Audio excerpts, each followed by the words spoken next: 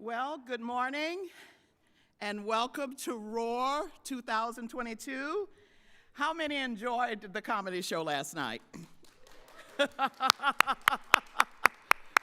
Incredible. I think the general consensus is that we love Karen. And so we may have to have Karen come up sometime. Okay, so to all of you who are present here today, and people are slowly gathering this morning, but we're going to go ahead and get started. It's a busy day in our community. People have other commitments, and we want to honor that. And so we will go as listed on the program. I just want to point out a couple things to you. For lunch, we do have an option for vegetarians. I have the slip here. If anybody is a vegetarian, they're going to be, okay. Kelly's going to have them, and contact her and let her know, and just put it on your table so the servers can see it, and they will accommodate you. Thank you. The program will go as planned, except for one exception. Our speaker, Val Davidson, is unable to be with us today, and in her place, we were able to be blessed to have Marisa Jensen, and she's going to be speaking on the same topic of overcoming ACEs. So that's the only difference this morning. We're going to go ahead and start off this morning with our opening prayer and land acknowledgement. Ms. Audrey Hudson. Thank you, Audrey. As she comes, we want to acknowledge our virtual audience. We're glad that you're with us this morning. And in the comments, why don't you let us know where you're chiming in from. Okay, Audrey.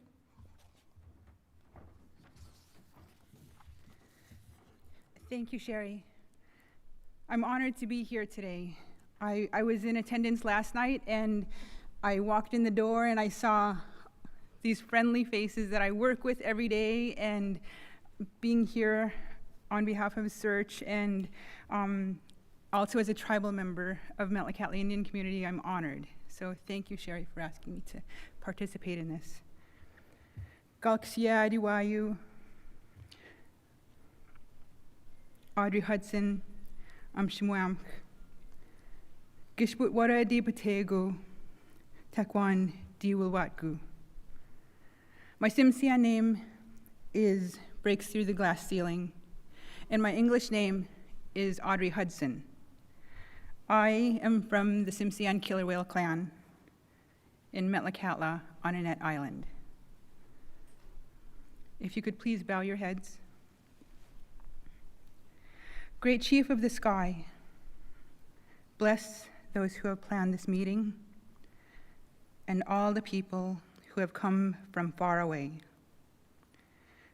Bless this beautiful community of people.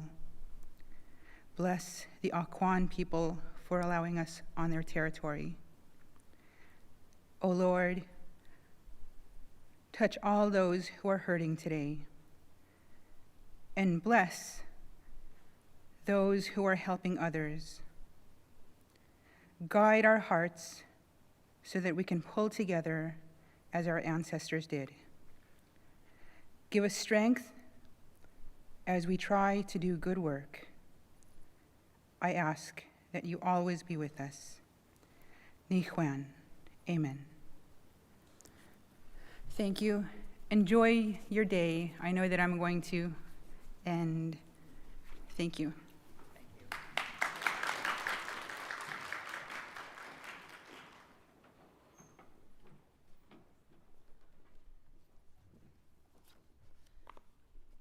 We will now have greetings from the Honorable Beth Weldon, Mayor of the City of Juneau. Thank you.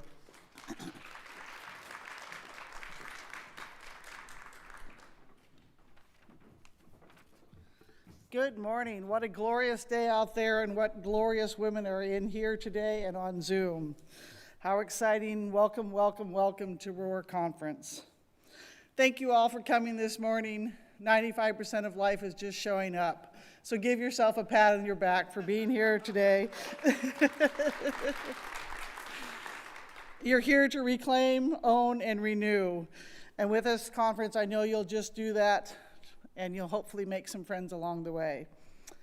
You all know how on airplanes they say before you put on your oxygen mask, you help others. Well, that's what we tend to do. We are the nurturers. And before we can assist to help others, we need to take care of ourselves. So take a big breath today. Take care of yourself.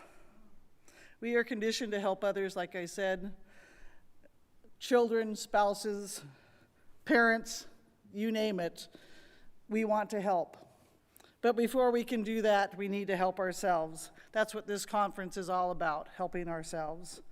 So good for you for showing up today to hear the speakers who will inspire, uplift, and empower every woman how to realize your full potential and how to thrive in every aspect of your life. My day started a little unexpected today, and I probably put a gray hair on Sherry's hair today because I came in just as it was starting, but I had to jump start a car. How many folks are comfortable with jump starting a car? Oh, a couple hands, good, good. Ladies, just because you are nurturers, and there's a lot of power in being a nurturer, I basically built a career on nurturing, you can do anything. How many people can do this with your thumb? Everybody do this with their thumb. That's the motion you need to put on the clamp.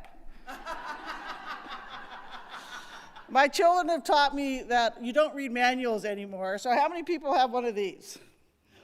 Yep. How many people use YouTube? Okay, so with this motion and YouTube, you can now jumpstart a car.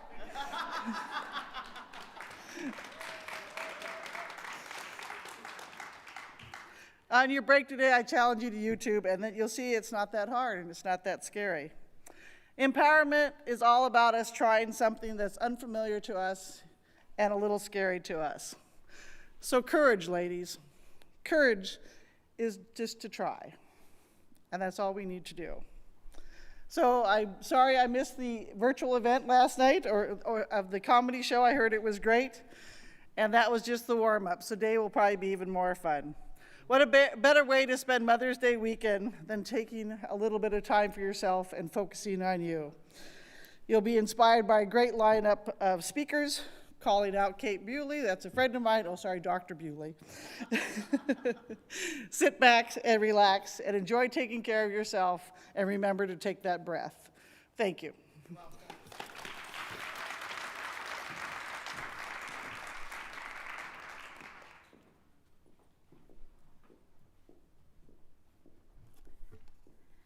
I want to, we have a song coming up by Miss Alyssa Fischer, who came to be with us from Kasaan this weekend. But before she comes, I would like to introduce Marissa Jenkins. She will come right after Alyssa is done. Marissa Jenkins, MSW, is the trauma-engaged school specialist for the Juneau School District, providing training on topics including mental health, ACEs, resilience, trauma-engaged approaches, and restorative practice for Juneau School District staff and community partners. Other areas of professional interest and nurturing joy in learning, promoting equity, and cultivating social, emotional well-being for everyone. When not at work, Marissa enjoys spending time with her family, being active outdoors, hiking, skiing, paddle boarding, and trail running, or curled up with a good book. So right after our songbird comes, we will hear from Marissa Jenkins. Thank you so much. Thank you, Sherry.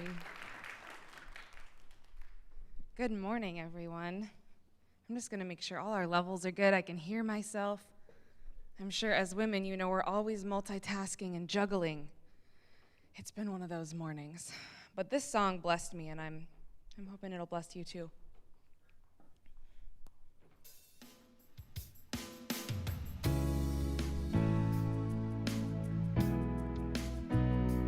Ooh.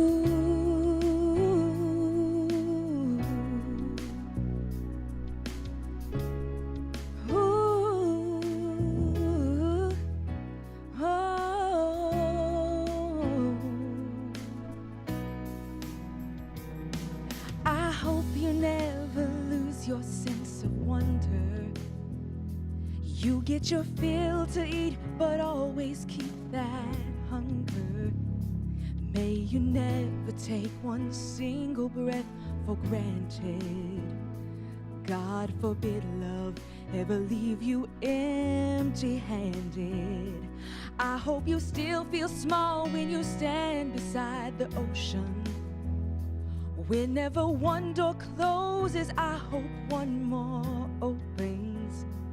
Promise me that you'll give faith a fighting chance. And when you get the choice to sit it out or dance, I hope you dance. I hope you dance.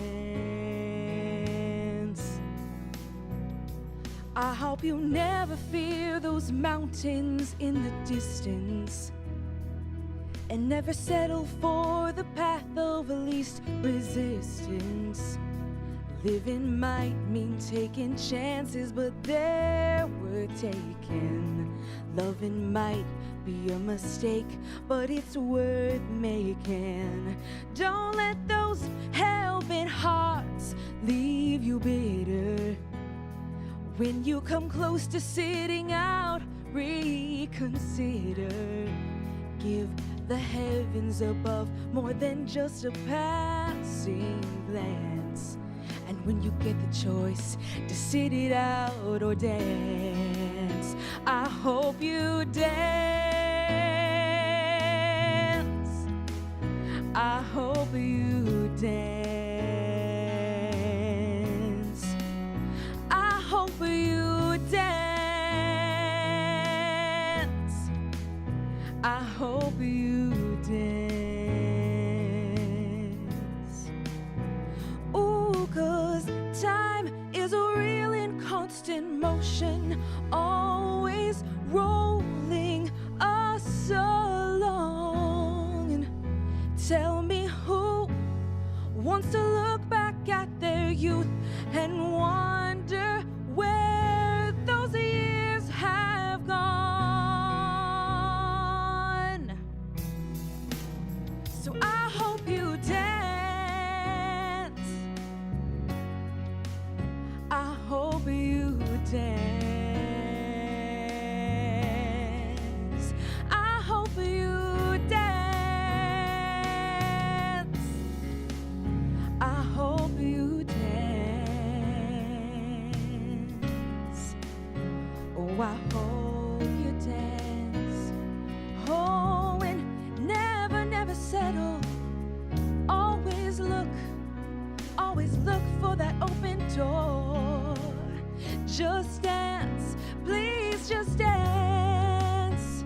Dance together.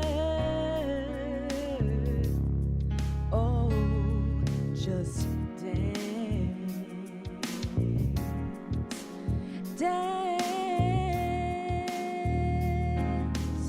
and look to the sky. Ooh, just dance. Ooh.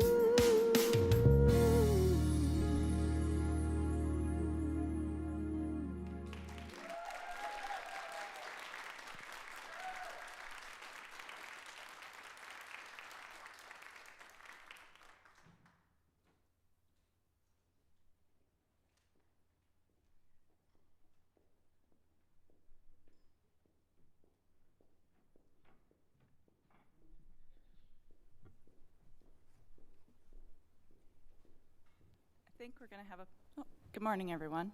Good morning. There we go. There's PowerPoint. I'm so appreciative of the words that have been spoken and the music that was shared to bring us into this space this morning.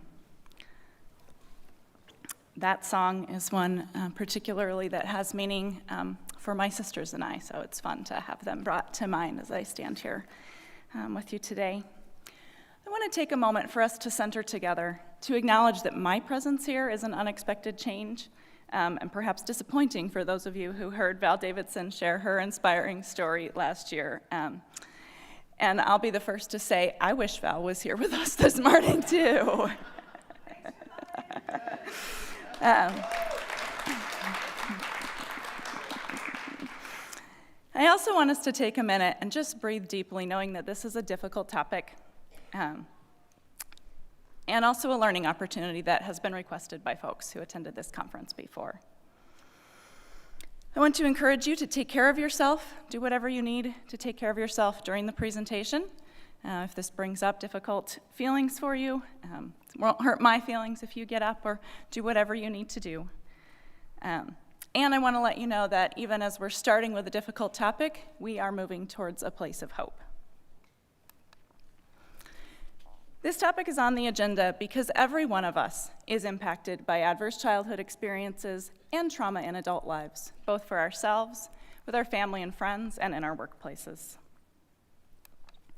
Adverse childhood experiences are defined as events that occur before age 18 and which have been shown to impose sometimes damaging levels of stress on children's development.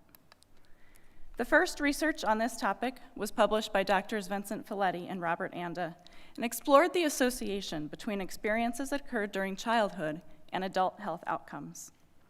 The study population was drawn from a Kaiser Medical Clinic in Southern California. So this was a largely middle-class sample, folks who had private insurance and someone employed in their household to have the insurance. They were asked to report on 10 items of possible adverse experiences that might occur during childhood. That included physical, emotional, or sexual abuse, physical or emotional neglect, and household circumstances, including mental illness or substance use of a household member, witnessing domestic violence, caregiver separation or divorce, or the incarceration of a household member. The results were striking. Nearly 2/3 of the sample reported at least one ACE, or adverse childhood experience. A quarter had 2 or more, and 16%, which is more than 3 of every 20 people, had 4 or more ACEs. Just the prevalence of ACEs was a little bit shocking to the medical community. But more significant was the finding that there was a strong, virtually direct link between ACEs and the adult health outcomes that they had considered. The higher the ACE score, the higher the risk of experiencing health problems, health risk behaviors, and low income. Following the publication of that original study in 1998, another 5 states pretty quickly did ACE studies of their own and found very similar results. Since then, an additional 30 states have completed basic ACEs studies, and the research has also expanded and validated other items as contributing to those same negative outcomes. Those items include bullying perpetrated by peers, siblings, or online, also homelessness and forced migration.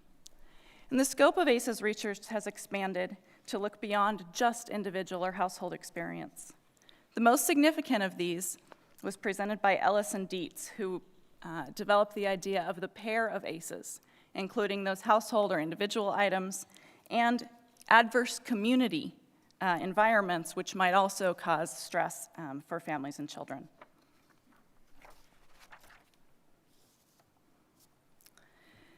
The research also explored impacts on child development, finding that ACEs correlated with poor emotional regulation, high impulsivity, learning challenges, emotional distress, and physical and mental health challenges even during childhood. The original study had only asked adults to look back and report on their experience. So looking at the impacts as they occurred was a new area of research. The impacts for adults that were linked with ACEs, both in the original study and since then, include an increased risk of homelessness, employment difficulties, substance use, violence in one's life, medical problems, including heart disease, cancer, asthma, and many others, as well as mental health challenges.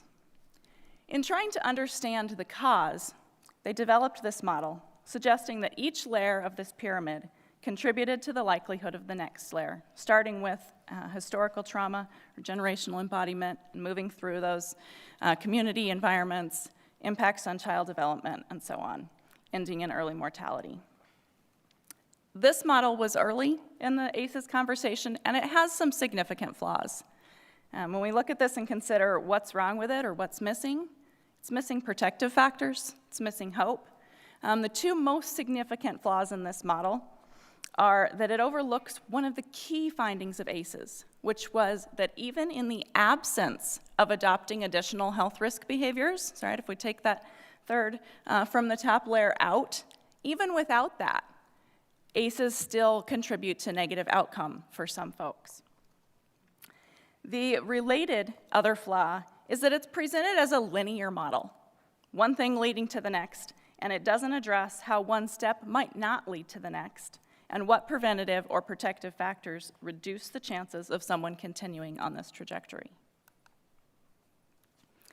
At this point, I want to pause, invite you to feel whatever you might be feeling as you take in this information. Some of you might be listening to this and feeling doomed.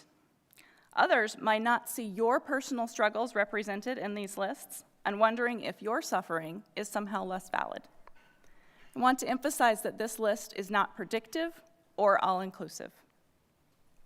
When I say it's not predictive, what I mean is that at the population level, these patterns exist. When we look at the results for tens of thousands of people, we can see these patterns and say that ACEs contribute to difficult outcomes for many people. But when we look at any given individual, an ACE score is not predictive necessarily of adult outcomes. Similarly, the list is not exclusive, because any given individual's experience is really so personal that there can be other sets of circumstances that contribute to the ACEs outcomes. And some of these outcomes, of course, as I said, don't always lead to, or some of these experiences don't always lead to the outcomes. ACEs are not in any way our destiny.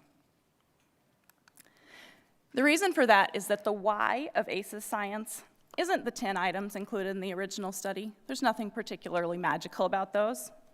And it's not even the additional items that have been identified since then. We'll never have a complete list of ACEs, because ACEs really was a measure of potential stress.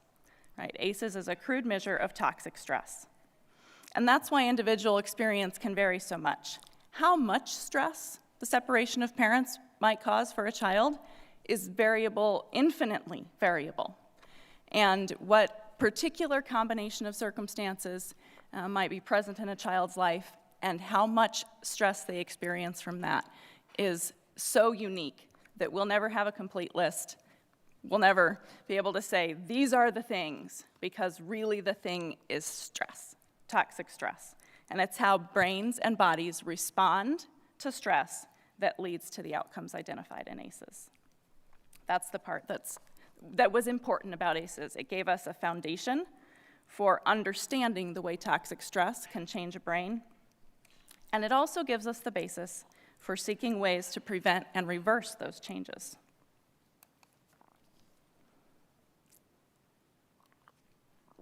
What ACEs showed us was that repeated exposure to toxic stress leads the brain to develop its strongest, biggest superhighway pathways along the survival route.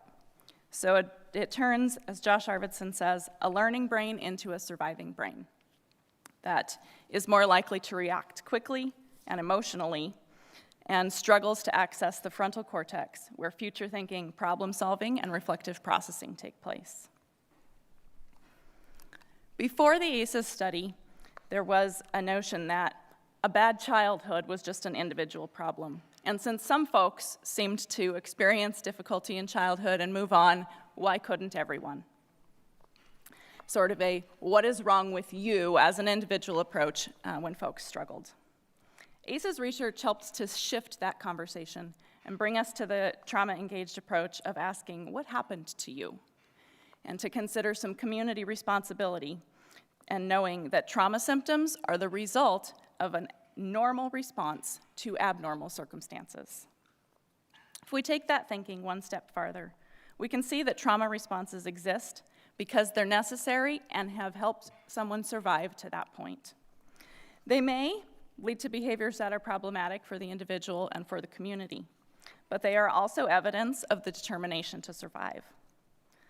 And that leads us to the emerging paradigm of healing-centered engagement, which asks us to ask instead, what is right with you? Because we are all more than what has happened to us. And finding what is right with us and giving it room to grow is how we overcome or avoid the impact of ACEs and potentially toxic stress in our adult lives as well. When I say finding what is right with you, I don't mean jumping into toxic positivity or adopting the attitude is everything approach. Glossing over things or stuffing our hard feelings into dark corners does not build resilience. We've all heard, what doesn't kill you makes you stronger. And I'd like to share with you 2 alternate conclusions I've come up with to that statement through pretty difficult personal experience. More than a decade ago, when my now teenager was 2 and before her brother was born, I experienced 3 consecutive miscarriages. On the 4th of July, New Year's Day, and my 7th wedding anniversary. I was devastated. I was heartbroken. I was completely wrecked and still trying to parent a 2-year-old. Just after the first miscarriage, I did a lot of journal writing, and I had that thought, what doesn't kill you makes you stronger. And I went, wait a minute. I am not stronger right now. Maybe someday in the future, surviving this will have made me stronger. But right now, the immediate aftermath of something that didn't kill us is often that we're barely surviving, right? The immediate aftermath is not that we're stronger, it's that we are barely surviving, very much in need of healing care and recovery time, usually both physically and emotionally. The second iteration of how I feel about what doesn't kill you makes you stronger came about a year later. I was the anniversary of the first miscarriage and reflecting back. And I thought, well, in some ways, maybe I'm stronger. I could see I had grown in ways that were positive, increased my capacity for compassion and acceptance in my life, relinquished the sense of control I had over how my life was going to go, and with that, some of the unrealistic perfectionism that had driven my belief that I could control things. But what I realized is that there were some parts of me that were irrevocably gone. Those losses had changed me, had in fact killed some parts of me. I was not the person that I had been before my losses. The new me was arguably a better version of myself, but it was different. And acknowledging those differences, being able to see the parts of me that were lost and gone, and grieve them, was necessary to my ability to move forward with strength. When we are carrying something with us in those dark corners, it doesn't build resilience and it doesn't go away. Being able to move through a difficult experience, ACEs, adult trauma, whatever those things are, with resilience, requires that we pick those things up from the dark corners. We examine them, we acknowledge them, and once we've done that, we have the choice to set them down, to stop carrying them with us. When we do that, it doesn't mean they don't still impact us. Perhaps that weight we carried has left us imbalanced. Perhaps our hands are blistered or our shoulders are rubbed raw from the weight of what we were carrying in those dark corners. And those wounds may leave a scar. But taking it out lets us shift it from symptom to memory, removing its weight from our resilience balance. Because resilience is not a fixed attribute. It's not something that we have or don't have, not something we can measure with a checklist. It is constantly variable. I developed this resilience equation as a way to help me think about it and sort of monitor my own well-being, particularly in conversations with stressed parents at the beginning of the pandemic was the root of this framework. My goal for my family and for all of us was to come out of COVID, whenever and however that happened, with increased resilience and not suffering long-term impacts of toxic stress. I developed this to guide me in making consistent and rational decisions to prioritize well-being. For the first couple of months of lockdown, my children were adapting to the loss of social interaction, the cancellation of events they'd looked forward to, and crisis distance schooling. I was trying to work full-time from my kitchen table while supporting crisis distance schooling. And I decided I didn't care if my second grader learned fractions that spring. I knew that whether he learned fractions in the spring of second grade or the fall of third grade would have no lasting outcome in his adult life. But as a children's mental health professional, I also knew that if he spent months in a state of high stress, his brain would literally just be marinating in cortisol, the stress hormone, and that could impact him for years to come. So in a choice between fighting about the homework, elevating cortisol levels for both of us, and straining his protective relationship with me, or putting the homework away, I put the homework away. And I needed that clear, easy guideline. I used the question, will this increase stress, as my primary decision-making metric for the early months of the pandemic. And I've kind of maintained it since then, actually. It's helpful. And the thing is, I needed an easy guideline because stress levels were high for everyone. I didn't have access to my usual resilience levels.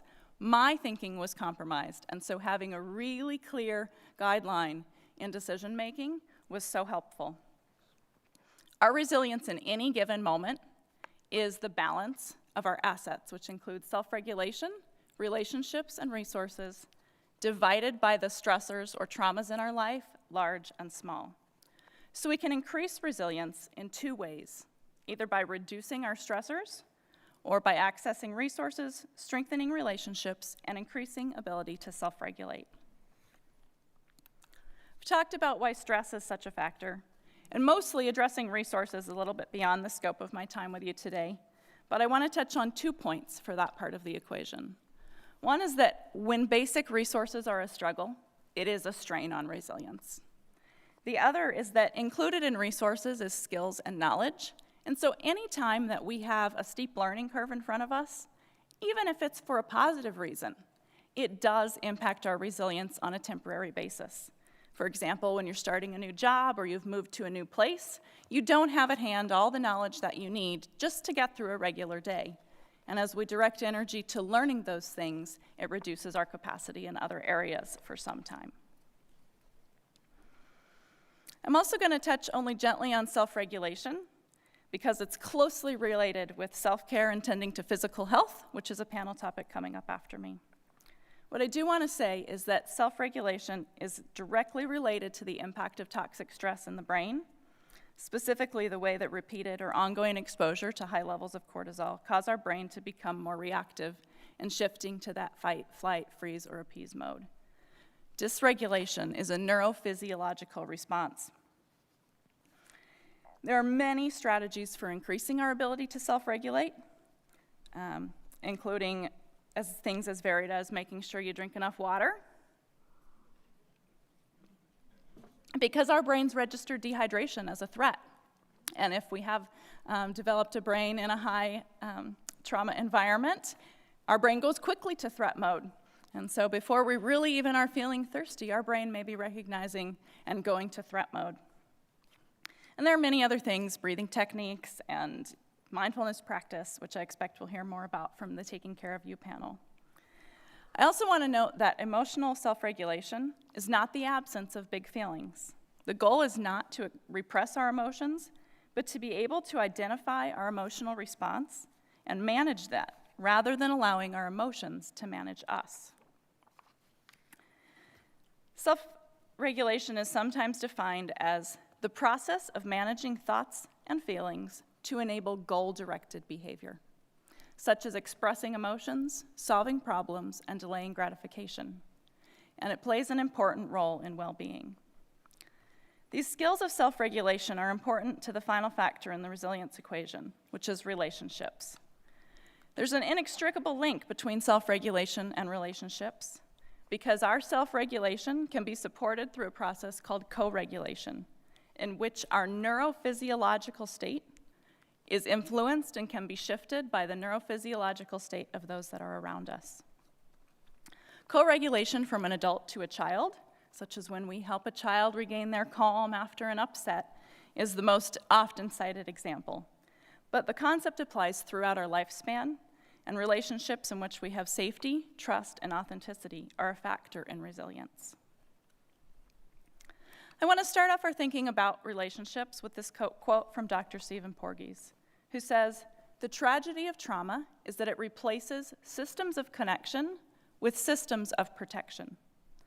It's a tragedy because connection through safe, authentic relationships is an essential component of human well-being.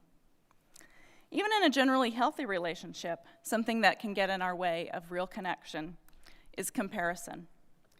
It's tempting and almost unavoidable to compare ourselves with others, especially in this age of social media, when everyone's surface level peak is so readily available to us.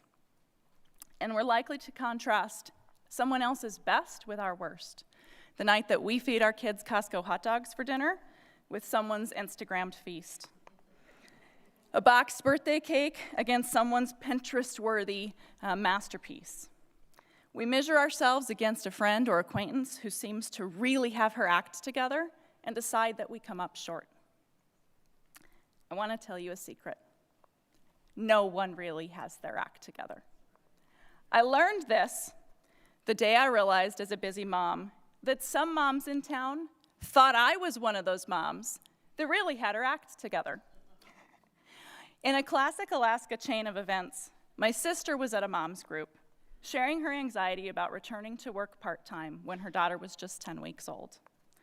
She expressed confidence knowing that her sister would be in good hands during the time she was at work with me, but that she still felt stress about the separation.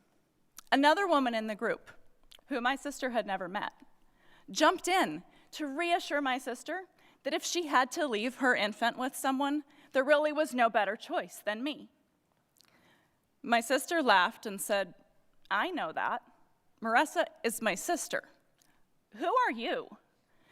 And after the group laughed about the fact that my friend had jumped in to offer reassurance and provide a reference of me to my sister, someone else in the group shared their wondering how I managed everything. I was a grad school student at the time, and they were feeling overwhelmed with their children's needs and planning an elaborate themed birthday party. My sister shocked the group when she shared that my children's birthday parties never have themes, not ever. And that in fact, my plan for my son's birthday the week after this group was meeting was Costco pizza and my sister making the cake. I share this story because it illustrates the way that we so often look at what other people do, and we compare to what we see them do without ever knowing all the things that we're doing that they don't make a priority in their lives. And if you're thinking, okay, but for real, she's up there speaking. Who is she to talk about not having her act together? Just want to share another little insight to my life. I moved into my current home 5 years ago last week. Facebook told me so. That's the only reason I know it was 5 years last week. It's because Facebook told me so. In the corner of my bedroom, there's still a moving box. It has most of my jewelry and treasures, things that would sit on my dresser. However, the top of my dresser has been clear and visible for less than 2 months' time total in the 5 years I've lived in this house. So if I ever excavate the top of my dresser from the detritus of life and mending and clothes that are too small for my kid and too small for me and whatever that's currently taking it up, I don't really know. I haven't been to the bottom of the pile in quite a while. Then maybe someday I'll unpack my treasures and jewelry. I would also say that my dining room table still has the leaf in it that we put in at Christmas time. Not because we've had company again, but because some piles got started on the end of the table in post-holiday cleanup that have never gone away. I have not completely cleared my table since January.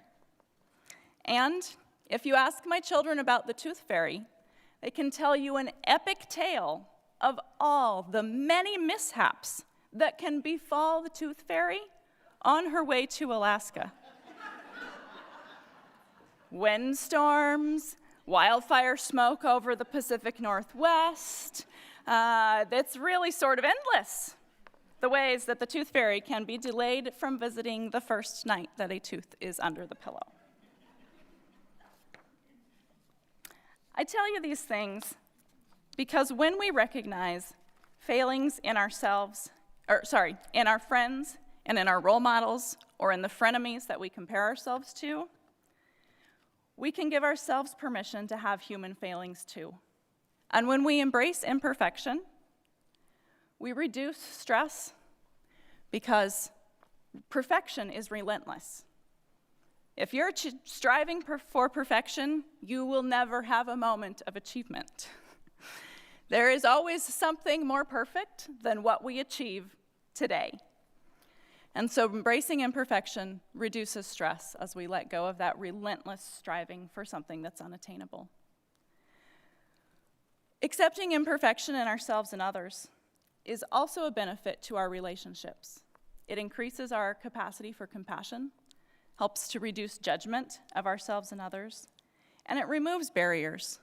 When we are trying to project an image of something that we are not, that image becomes a barrier between us and authentic connection. Such barriers, of course, are part of that system of protection that trauma tells us that we need. Unfortunately, authentic relationships are an essential component of resilience and overcoming ACEs. You may have noticed a conundrum here. Trauma gets in the way of connection. Connection is necessary for overcoming trauma. The good news is that the same mechanism that causes the outcomes of ACEs is also available and can be harnessed to respond to them. The cause is also the cure, in that the ability to build new pathways in our brains, to adapt our brain pathways to circumstances and experience, exists throughout our life. It's never too late to forge a new path in our brain. I like to liken this to the way that a trail develops in a landscape. The first time you travel a route through the forest or whatever your terrain might be, it's likely to be difficult. You'll have to push through branches, you may be wading through deep grass. As you revisit that route and travel it regularly, the grass will wear away, get worn down, the branches will start to turn and grow away from the place that they're continually disrupted by our passing. In that way, the path becomes more clear and easier to travel. The same is true of pathways for our brain. And often, building the pathways for genuine connection with others begins with seeking connection to ourselves. A brain that's spent a lot of time in survival mode may not have a lot of awareness of its wants, of joy, of fun. And so we start with giving ourselves permission to even look for those things. If you're among the lucky few who don't have significant trauma history, you likely still find that as women, we put ourselves aside to the extent that we become so accustomed to suppressing our needs and wants that we don't even notice them anymore. Healing and increasing our capacity for healthy, supportive relationships starts with connecting back to ourselves. That starts with noticing. If you have a high trauma background or have been caring for very young children or other vulnerable, needy people for a long time, you may find it hard initially to identify your wants. So just notice. Notice in the moment your likes and dislikes. Don't put any pressure on an expectation that you're going to change anything. It sounds silly, too basic to make a difference in your life, but my experience in the field of mindfulness research tells us that just opening ourselves up to noticing something begins to change our relationship to that thing and to give us room to make choices. The beautiful thing about choices is that even when recognizing a choice doesn't change our course of action, it can still change how we feel about the path that we're on. Once you have a habit of noticing and become better acquainted with your likes and dislikes, that information will inevitably inform your thinking about needs and wants, and may lead you to thinking about boundaries, which is the next component of building healthy relationship skills. Psychologist and author Prentice Hemphill has brilliantly described boundaries as the distance at which I can love both you and me simultaneously.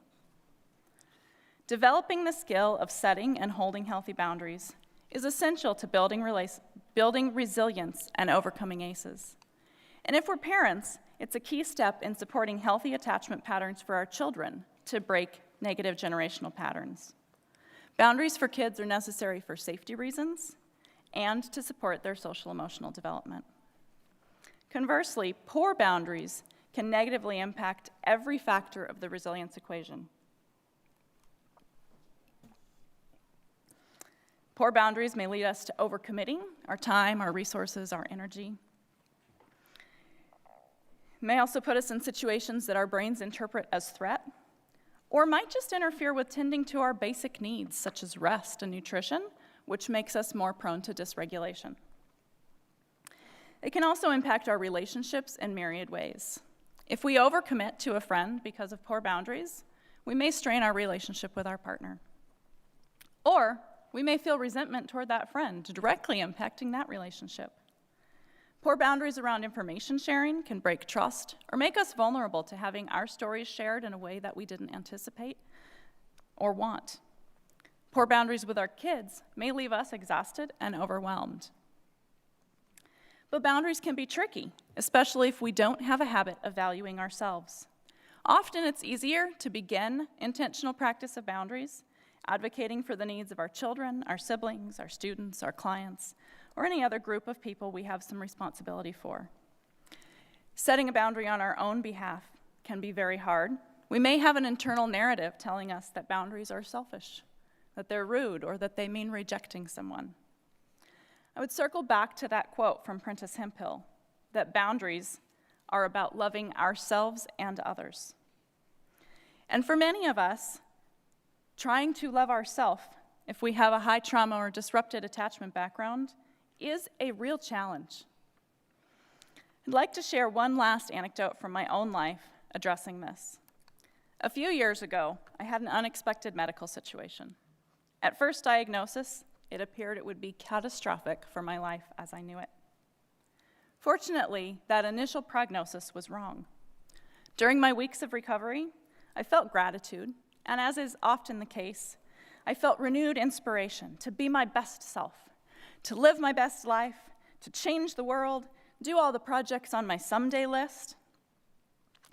I was sure an extraordinary life was the next thing coming up. Some months later, I was on a solo retreat at the Hilda Dam cabin for my birthday in early spring. While reflecting back on the medical events of the fall and what had transpired since then, I was being very hard on myself because, as you may not be surprised to hear, I had not changed the world in the few months since my recovery. I hadn't even started journaling daily, hadn't taken my cello out of its case in that time. I had not begun living a more extraordinary life. And then I realized I don't have to. I don't have to justify my continued existence by being extraordinary, changing the world, writing the next best-selling memoir, or anything else.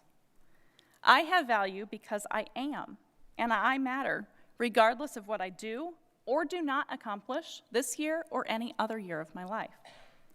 The same is true for you. What you want, what you need, matters. So notice your likes and dislikes. As you build skills for self-regulation and reduce stress, as you consider experimenting with how you employ boundaries to support healthy relationships in your life, I would end with this. Boundaries are a tool to give us choices. There's no right or wrong answer, no specific guideline of where or when to set a boundary, no list of correct boundaries that will give you resilience. At any given moment, the right boundary is the one that supports you because you matter. You, right now, today, are enough.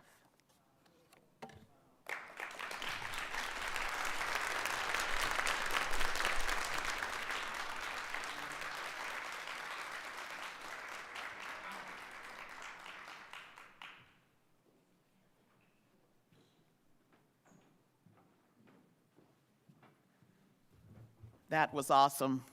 Let's give her another hand.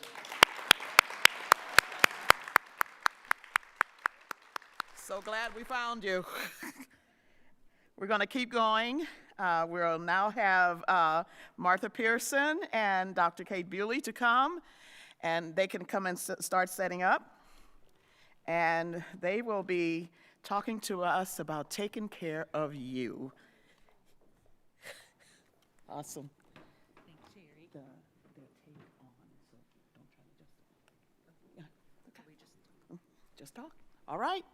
Morning. Can everybody hear me? Don't make me start singing. I will.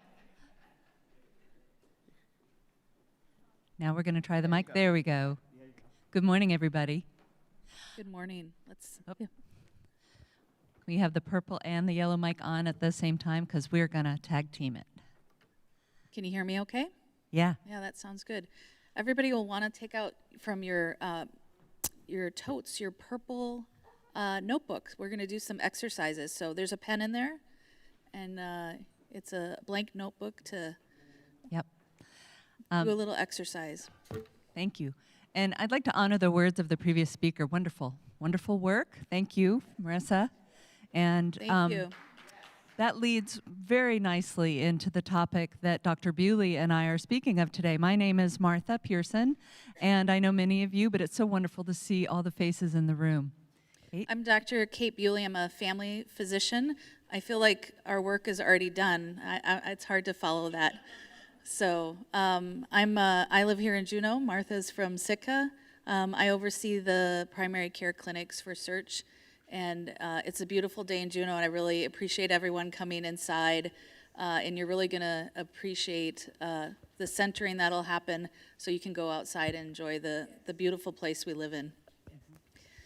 Go ahead with the next slide.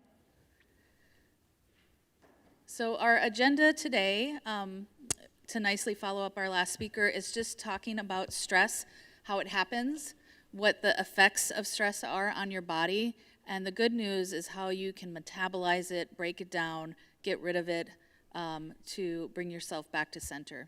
Next slide.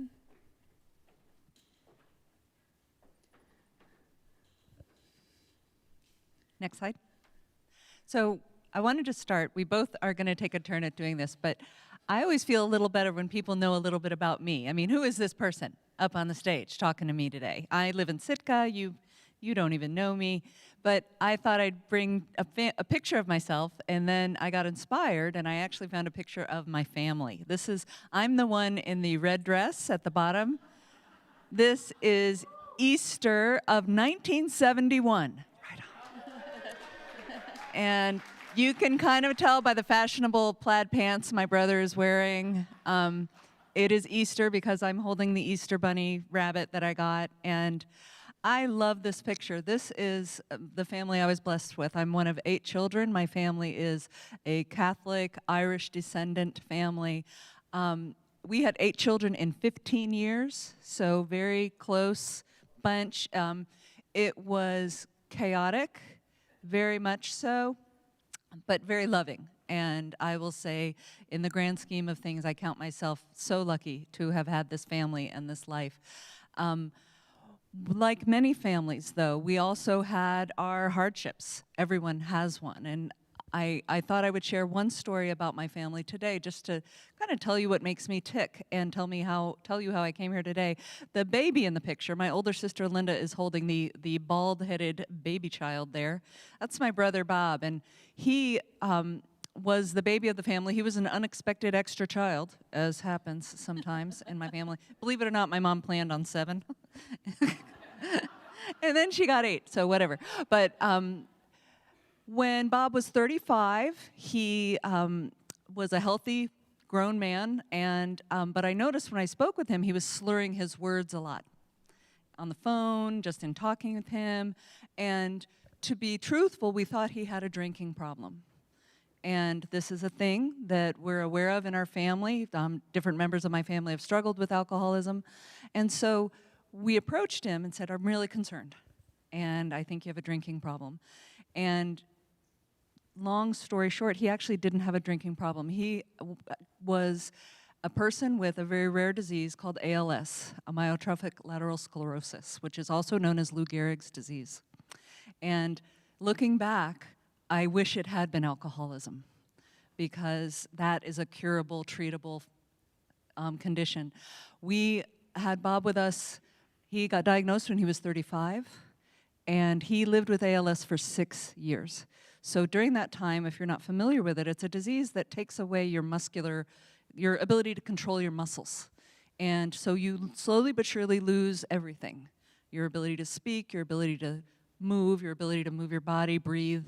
And so I will say that that experience was obviously very hard for my family. It would be hard for any family. At the end of it, however, Bob was our teacher.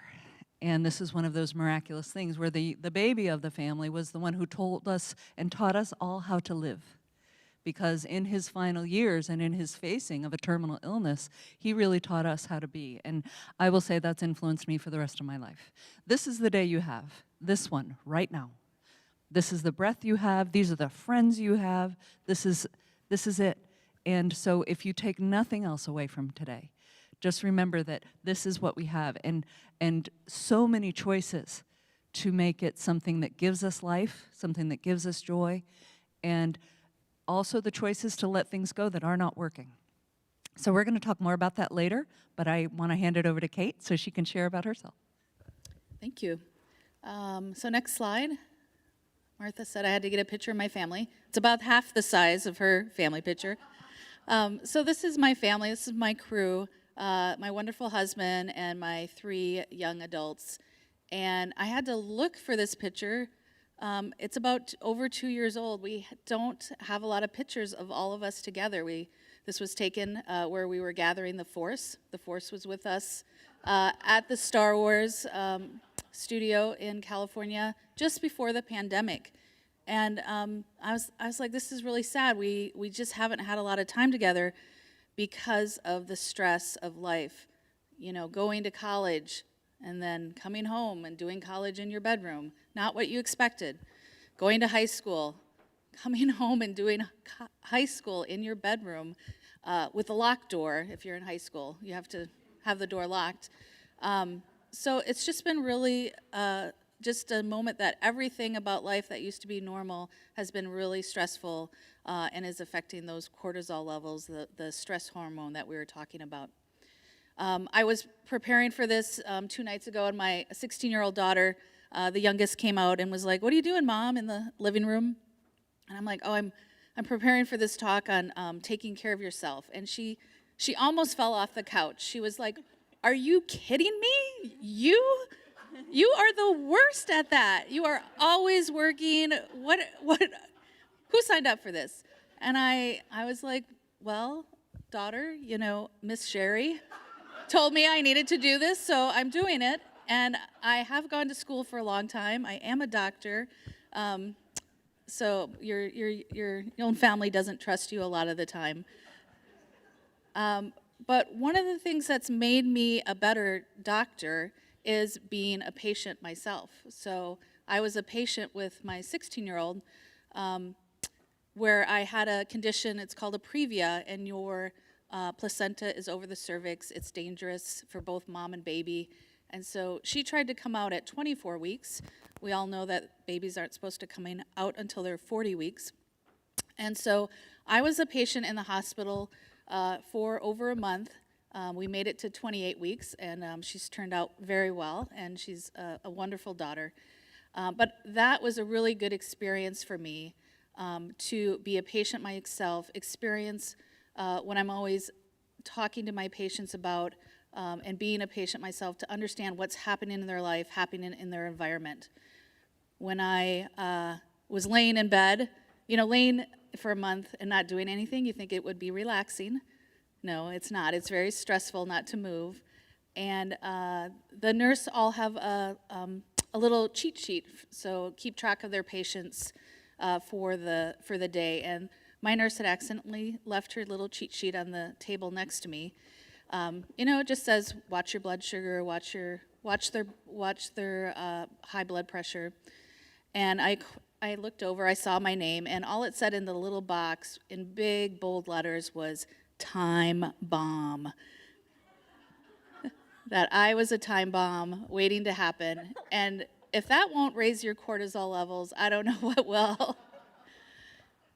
But what the good news is, I've learned from those experiences to be a better physician and to metabolize and break down all of that stress. And that's what we're going to help you do today. So, next slide. So this is a quote from Toni Morrison, who is one of my favorite authors. She's a fantastic author. And I think her words are so much better than mine.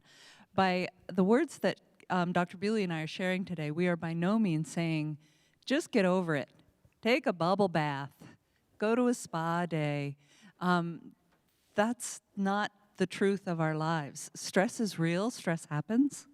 And I would say if we went around the room and had more time, each of you would have something very legitimate and very important that is taking some of your attention in a stressful way right now. That's okay. That's part of being human. It's also an act of rebellion not to let it overcome you. And I just love the way of thinking of it that way. Like, yeah, I see you stress. I see you. But you don't get to ruin my life today. And that's what I took away from Morrison's quote, is that we will not succumb to its malevolence. And so with that, we are going to, Dr. Bewley and I are going to review some very good, tested, quick methods of metabolizing stress and mitigating some of the stressors that come to you every day. Next slide. So stress is a physical and emotional response to perceived situations. So what are those? There's the obvious situation of a danger, but you can also have stress just from feeling loneliness, lack of control, too much responsibility. That's a very common one. Frustration, worry, sadness. All of these can cause you to have a high level of stress. And we've talked about it a little bit already, but your brain tells you to put on your alarm system. Your sympathetic nervous system gets revved up for the fight or flight. It tells your adrenal glands, which sit right on top of your kidneys, to release cortisol, and that's that stress hormone. So you can be ready to handle the situation. It actually tells your body to shut down other parts because you want to put all your hormone, cortisol, to the situation. So you'll shut down your immune system. You'll shut down your digestive system so you can fight the attack that is happening. So that can happen all the time if you're having all these things that are stressing you. It's supposed to happen for a danger, and then you're supposed to regulate, as Marissa talked about, and come back down. But if you never come back down, it has long-term effects on your body.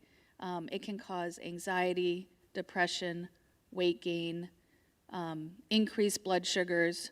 So we have to find a way to regulate, come back to center, and have that cortisol level come back down. So if you want to take out your notebooks and just write down, this is just for you, nobody's saying anything out loud, just write down 3 things that are stressing you right now in your life, 3 things that are causing you stress, and then we're going to talk about how to bring those back down, bring that stress back down. So we'll give you a few minutes to do that.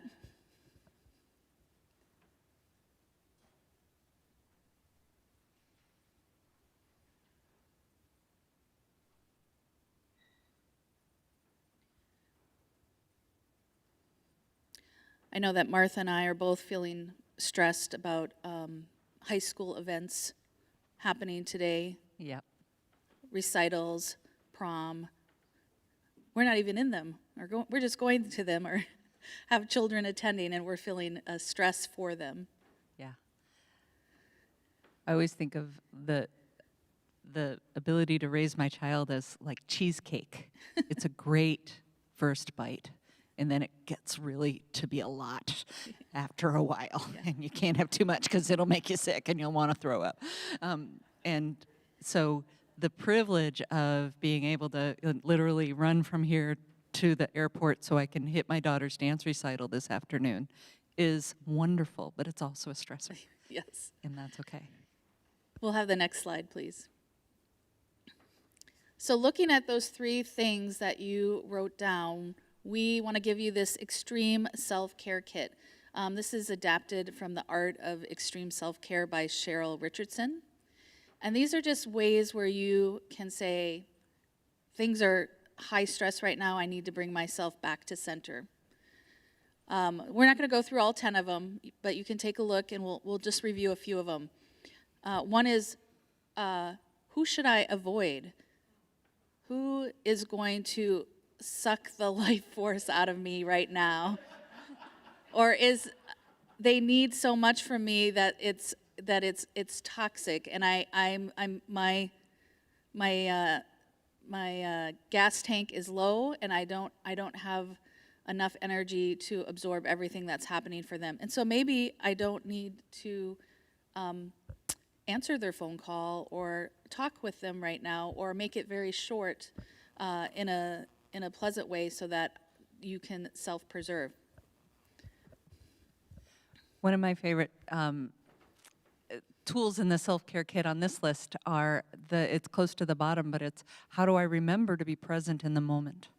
And I heard this phrase from another teacher, but it clarified things for me. This teacher said, you know, you can live a couple of days without water, and you can live multiple days without food, but you can only live about a minute or so without air. So just remembering to focus on your breath. And you've probably all heard this a million times, but there's a reason. It is the simplest, most accessible thing you can do in a moment of stress to just refocus. You don't need any tools, you don't need any subscriptions, you don't need anything. You only need your own body. So just remembering to breathe, remembering that centering back on your breath is going to bring you back to the moment. Always has been helpful for me. Great. And what does your body need right now? I was just telling Miss Sherry last night, I got to a zombie state, and I was like, I need to go home and go to sleep. That's what my body needed at that time. So does it need sleep? Does it need water? Does it need exercise? Sometimes I just need a really bad Netflix show and laugh. And I really needed to laugh last night, so I'm so glad that before I went home and went to sleep, I logged on virtually so I could hear the comedy show, which my husband was like, I put on my headphones, and I just started laughing out loud, and he's like, what is happening there? I was like, this is a good show. So just think in your gut, like, God, what do I need right now for my body to decrease my stress level? Go ahead to the next slide, please. So here's another framework that we wanted to share because it's just another way of looking at this idea of stress. This taps onto the work of Laura Vandernoot-Lipsky. And she has done really great work on trauma stewardship. So if you are interested, I really encourage you to look up her work and her efforts. And what I liked about Lipsky's presentation, and maybe I just like lists, but she actually talks about certain feelings that can happen to all of us. We've all felt overwhelmed, cynical, sad, anxious. Every one of us has felt those things. And stress is a contributing factor to all of those things. But what Lipsky presents is, in her studies, she's actually identified certain practices that will sort of be the antidote to those feelings. So raise your hand if you felt overwhelmed anytime. I kind of expect everybody to raise their hand. Yep. It's pretty hard not to. There's just so much. There's so much all the time. And it can feel very overwhelming, and it is overwhelming. Lipsky has found that if you practice mastery, and what that means is pick something that you like to do. It could be singing in the shower. It could be beading or crafting. It could be baking cupcakes. It could be anything. You pick. It's got to be something you love. And if you practice this with regularity and see yourself getting better all the time, then that is the act of mastery. What you're doing is taking control. The world is still happening, all up here, way up here. But dang it if that's not the prettiest cupcake I ever saw, you know, and I did that. Or I did that jewel piece, or I did that whatever, you insert it. It could be working on your body, stretching, increasing your flexibility, increasing your mobility. You can walk a little bit more today than you did yesterday. I'll let you all fill in the blanks because it's going to be your thing, but I really encourage you to find something that you want to improve this year and just see how far it goes. When you're feeling cynical, when you find yourself looking at people in your life who you used to really adore and thinking, what did I ever see in him? Or, I hate this job. I hate these people. Gah! That could be that you're just getting cynical. And interestingly, in Lipsky's work, practicing an act of kindness is kind of the best antidote for this. So it can be getting somebody a cup of coffee. It doesn't have to involve money. It could be a genuine compliment. Noticing somebody else is struggling and saying, hey, you just did a hard thing. Awesome. Really helpful. I want to just add and pipe in here. I went to a conference, a leadership conference, and it cost a bit of money, and all I came out of it was a symbol of a downward tornado and an upward tornado. And I started using that as a sticky note that I would put on my desk, and I would talk to my other colleagues about sometimes when they were struggling, that the downward tornado is, you know, the person next to you sighs or slams down their book or says something negative, and then the next person, and then the next person next to them, and we all kind of feed into this negative impact. But if we turn the tornado upside down and I say something nice, or I make a joke, or we talk about, you know, what happened, what went well, when we huddle and talk about give recognition, what went well, it turns everything around and people come up together. So it came to the point where my colleagues were like, I hate your little sticky note with its tornado, it's so annoying. And then maybe a month later they'd be like, you're right about that tornado. So it really can have an impact to just change the situation and your outlook, and it can affect your stress level and how you're feeling, as well as those around you. So for feeling sad, I mean, again, there's a lot to be sad about. Understandable. But remembering what your sense of purpose is going to help. Remembering who you are and what's on your list of things that make you tick is going to help you get through that. It's okay to be sad.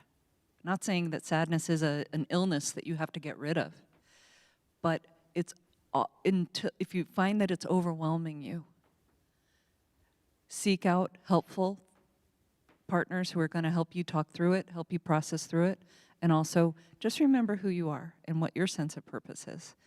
And finally, Lipsky presents as an antidote to anxiety the idea of faith. And this doesn't mean going to church necessarily.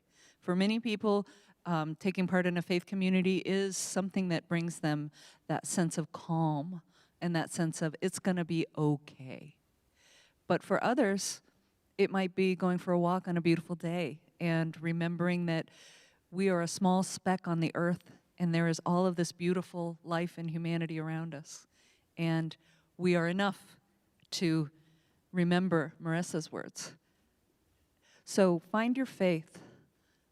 Find your sense of purpose. Be kind. And find something you want to get better at. I take these words from Lipsky and try to incorporate them every day. And I hope that you find them helpful as well. So now as a final part of your exercise, we had you write down some things that are currently causing you some stress. And if you want to jot down some of these ideas that Dr. Bewley and I have presented as possible ways to address those things, we're going to give you a minute now to do that.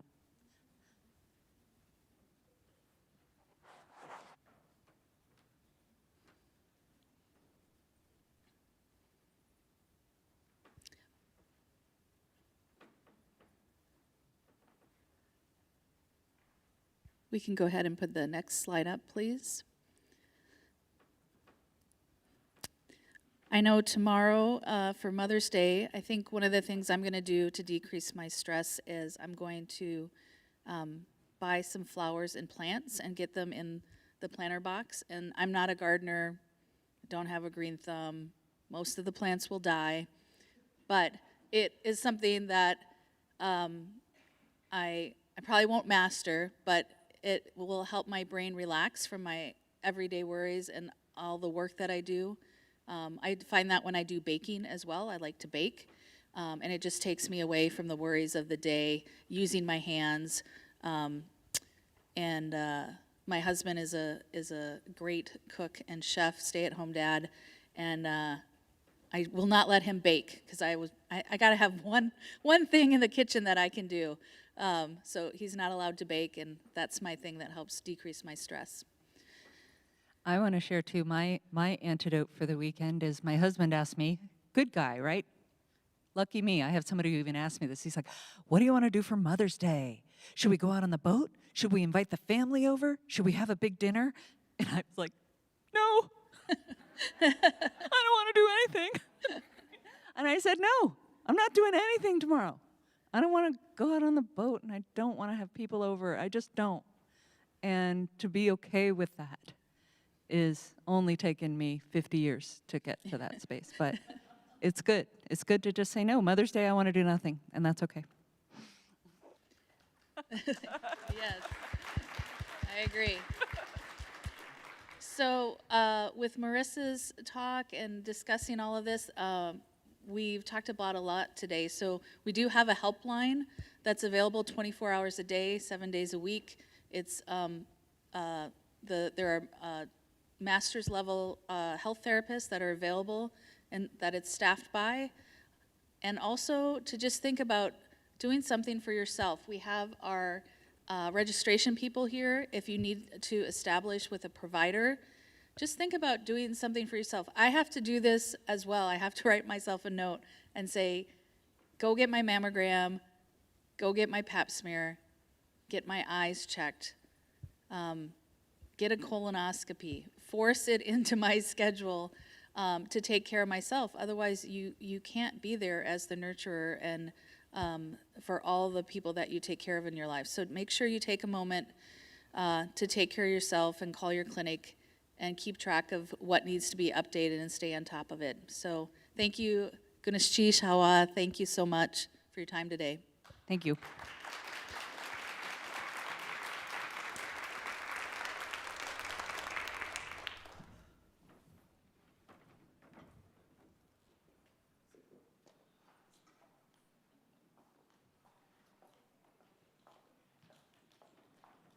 Let's give them another hand. This is good stuff, you guys. This is really good stuff. So thank you, Dr. Bewley and Martha. Martha has to get on the plane and run back to Sitka to be with her family. That's how we juggle our schedules, guys. Martha, thank you so much for coming.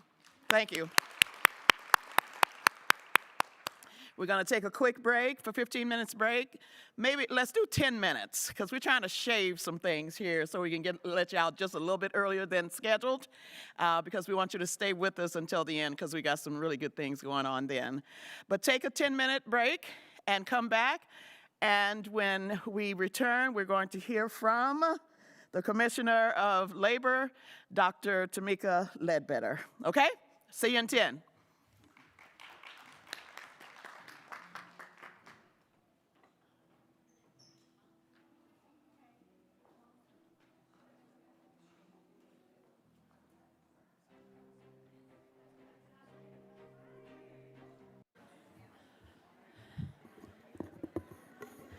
Okay, we're going to go ahead and get started as the ladies gather back.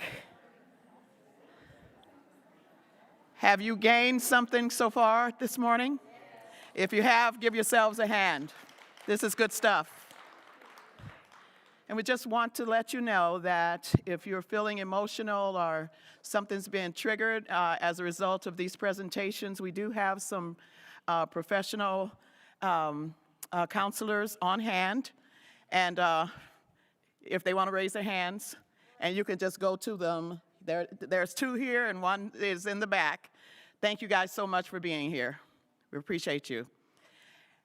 And we want to remind you to please visit the vendor tables. These are some of our business women in our community, and we want to support them, okay? Go shopping. Okay, without further ado, Dr. Tamika Ledbetter. Thank you for coming.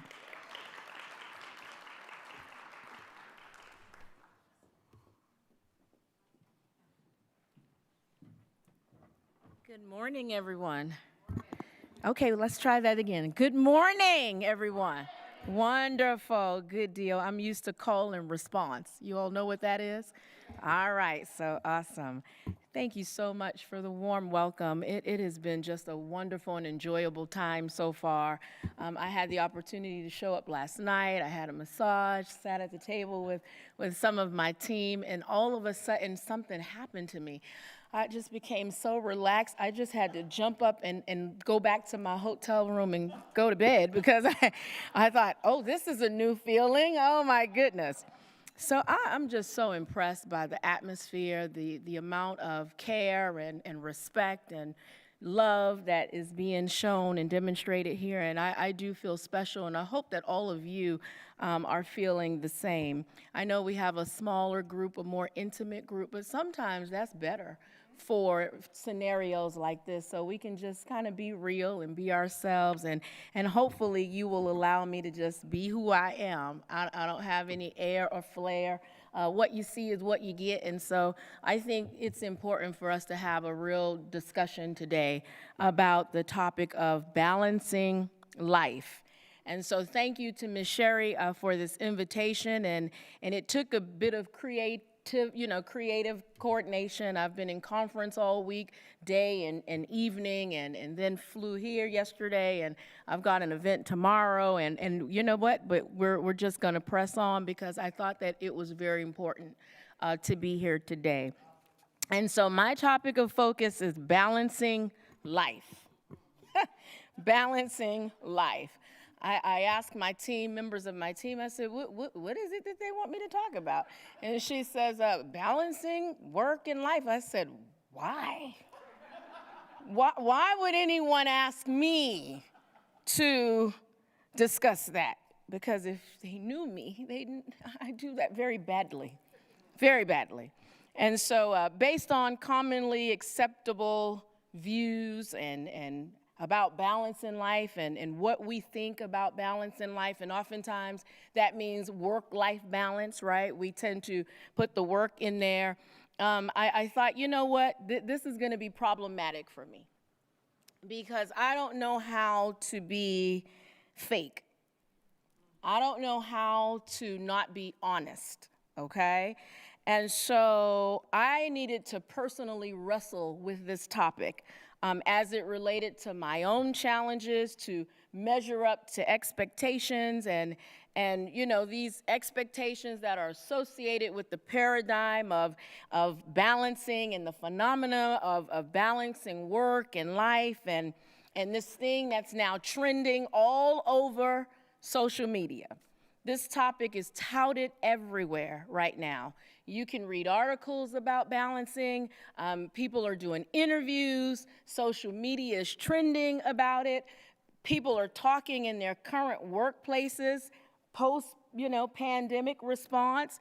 Everyone wants to know about balance now. And here's the thing. I don't think there's a men's conference going on this weekend with this topic. This is something that's unique, right, to us, it seems. Everyone is discussing this idea of balance, but specifically they're talking about how do we balance work? How do we balance life? How do we balance all of the things that we're responsible for? And here's the problem. Everyone's view about balance is very different. If I ask each of you in this room, what do you do to balance? I'll get a list of all kinds of things, right? All kinds of activities. Some believe it means making time, right, for yourself. Others will list all of the different ways that they try to create balance. Many will say it means spending more time at home as opposed to work.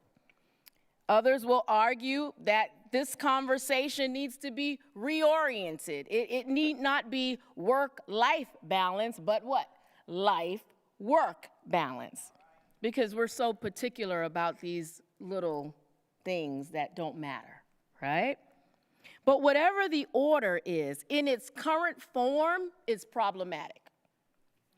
And I'll admit that I personally struggle with the concept of work-life balance, life-work balance, whichever direction you want to put it in. I struggle with it as a theory because I think it's a faulty theory. I'm the kind of person that thinks about what she thinks about. I spend a lot of time in my thoughts in terms of being very reflective and reflexive about how I approach things that I approach. When someone asks me to speak at an event, I labor over that thing for weeks sometimes, days, because I don't want to give you something that's canned, something that's not really me, something that's based on what people think about what should be presented. But I really want to give you what I have, and that's who I am, right? And so I had to survey those inherent assumptions that I have. I had to deal with the emotions that came with it about the state of my own efforts to balance and where those perceptions came from. I found myself taking great issue with myself personally and with the concept of it as it stands. And I've got very strong opinion about this thing, about the orientation of it, the origination of it, why it's a problem for us, why women are always the subject of who should be balancing, right? And how often the people who are leading this discussion, they're not the ones that have to balance, right? And so nothing is worse, in my opinion, than someone telling you what they think you need without asking for your input. And here we find ourselves. And so I think it's time for women to lead this discussion, to lead this conversation. We need to be the ones to define what it means to balance life. And even more so, we need to be very honest in our communication, something that we have difficulty with, because that requires vulnerability. It requires us to have real talk, so to speak, and to not judge one another for the different perspectives that we have, and to also understand that our background is what shapes those perceptions. And so, just a little bit about myself. I didn't want to take up too much time with that. Fascinating story, but that's for another day. But I was born in the year of our Lord, 1975. Best year in American history, I think. I was born in the Bronx, New York. I was raised in the Bronx, New York, so I have one speed, and that's fast. My mother was an unwed teenager when she became pregnant with me. She never disclosed who my father was. Till this day, she lives with whatever it was, whatever the shame is. And as you know, when parent lives with shame, guess what happens? It gets transferred somehow to you. And so my grandmother took the responsibility of raising me while my mother finished high school. She went on to attend junior college. And so why does that even matter? Well, I thought about it as the first presenter presented. Things happen, and it shapes who you are and what you think about who you are. And so since my childhood, I primarily learned from models of strong women. That's all I had in my life. Very strong women, right? Sometimes too strong. They didn't show vulnerability. Very strong, okay? And so I learned some direct lessons and some indirect lessons. And they taught me that women have to just do what needs to be done. Period, full stop. If you need to work, you just need to get out there and work. If you need to raise children alone, hey, you just suck it up, buttercup. You need to just get out there and do what needs to be done, right? And so I learned what it meant to be a woman from their perspective and how to have integrity of purpose. But beyond that, they also decoded to me certain things. An acute awareness of the many expectations placed not only on me, but on any woman in my life. There were certain things, ma'am, as my grandmother would say, gal, certain things you will do, period. You will go to college. There was no option in that. You will. You will do this. You will do that. At my mother's wedding, when she got married for the second time, and they have that little piece in the wedding where you throw the bouquet at the reception, and the DJ called for all of the single women to come on to the floor, and I was 19 years old, and my grandmother turned to me and said, "Don't you move."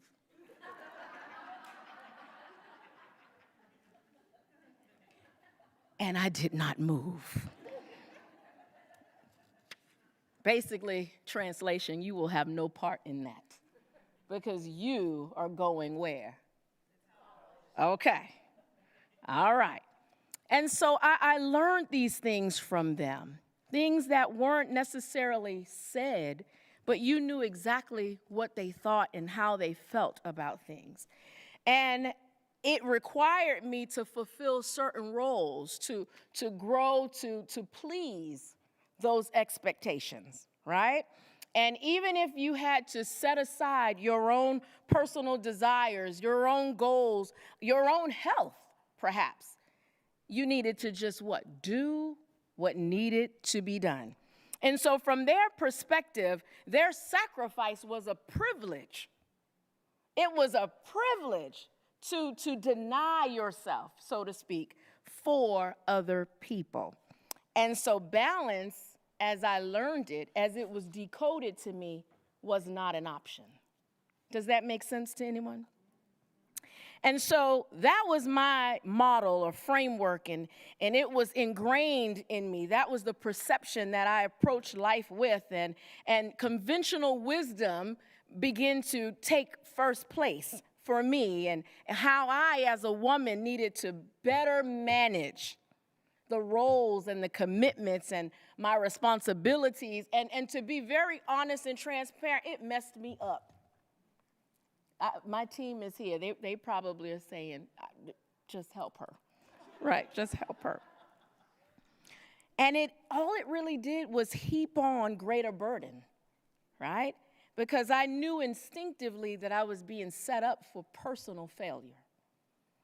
And so rather than give you tips and tricks and try to convince you to find more ways to balance, I'm going to ask your permission to totally destroy commonly accepted ideas that you may have today. I want you to, oh yeah, this is worth clapping for. We're gonna get real. Awesome. I want you to disregard every rationale that you currently subscribe to about balancing life. I really want you to scrub your brain if that's possible. Because for some of us, it's been with us for so long, we may not even know where to start. But I want you to suspend all notions to allow yourself to accept, perhaps, a new paradigm. And I want you to journey with me as I offer a new perspective about balancing life. But to do so, I need to deconstruct what you came here with, okay? You have current presuppositions and you've got antiquated ideas about women and about work for which we have all been complicit. Oh yeah, you've agreed to these things, right? You've allowed yourself to basically obey this paradigm. And so I want to walk you through an exercise for just a moment. Consider for just a minute every effort you've made to balance life. You don't even have to go back to the beginning of time. Just this week, perhaps. Every effort that you've made, think of all the roles you personally fulfill as a woman. And also think about the intersectionality of those roles when you function every day. What have you done this week, the last 2 weeks perhaps, as a method to balance? Some of you are already thinking. Some of you said, well, I'll go for a walk, or I run, or I hike, or all of those things. I don't run, walk, that requires sweating, and when you have curly roots, and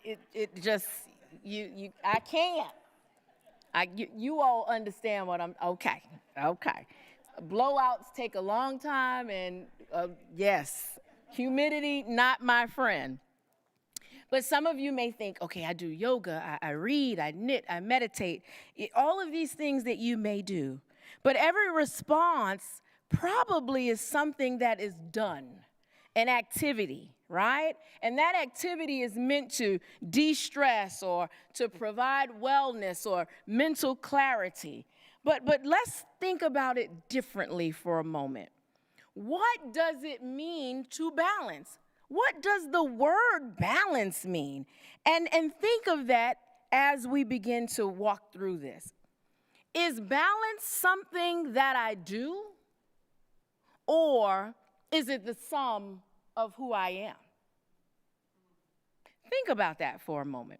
In my case, to give you an example, balance requires me to weave in and out of the many and multiple roles and functions that shape how I approach life and work on any given day. Here's an example. This is just a short list. Dr. Tamika Ledbetter. Sometimes people read my bio. I'm sitting in the audience. I'm like, who is that? But anyway, who is she? A woman of faith, a daughter, a wife, a mother, a veteran, a mother-in-law, an academic, a pastor's wife, an executive, a writer, a speaker, a teacher, a mentor, a leader practitioner, a researcher, an entrepreneur, a businesswoman, a commissioner for a sitting governor.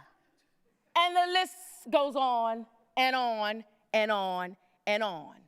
And so I'm all of these roles every day. Where is there time to what? Balance. Think about that. But according to conventional wisdom and conventional mindsets, I'm expected to juggle all of these roles and juggle them well. Not just balance them, but it has to be to perfection. Because I can't cease to be all of those things in any given day. I am who I am, says Popeye, the sailor man. So how can you do it? It can't be done. How can you try to balance if you subscribe to the standard definition of balance? And that tells me if I do subscribe to that, that means all of those roles, all of those responsibilities need to be equal. There needs to be equality in all of those roles. And how does that look? So if we look at just standard definition of balance, it means even distribution of weight. Hello? Okay, what about this? A condition in which two elements are equal in proportion. Oh, you don't like that one either. Okay, so what about a comparison in value? And so if I go back to my list of all of these roles, these hats that I wear, if you really look at those, in the backdrop of even distribution, comparison in value, condition of two elements equal in proportion, how can you ensure two unequal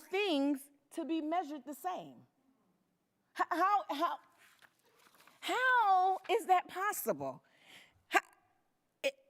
Is it possible? Oh, okay. Some of us are not really understanding what I'm saying. Okay, you all are used to me doing this, right? Okay, so is your marriage and work of equal value? I would hope not. Are my children and my commitment to public service of equal importance? Not my babies, maybe yours, right? Can you love work and your faith in God for those who subscribe to that in the same measure?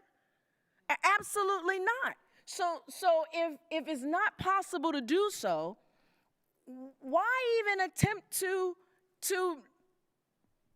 submit, right, to those considerations? Why do we bend and twist and conform to these established notions that we should be in balance in all things?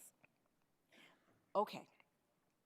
Time with my husband and time with my team, my staff, I love you guys dearly. But it's not the same measure. That you hear it from me. This is not hearsay and gossip. I don't love you all as much as I love Honey Poo, okay? FaceTime with my children is much more valuable than any networking event, okay? So why continue to feel bad about failure to balance when we can see that it's a faulty notion? It's not even doable.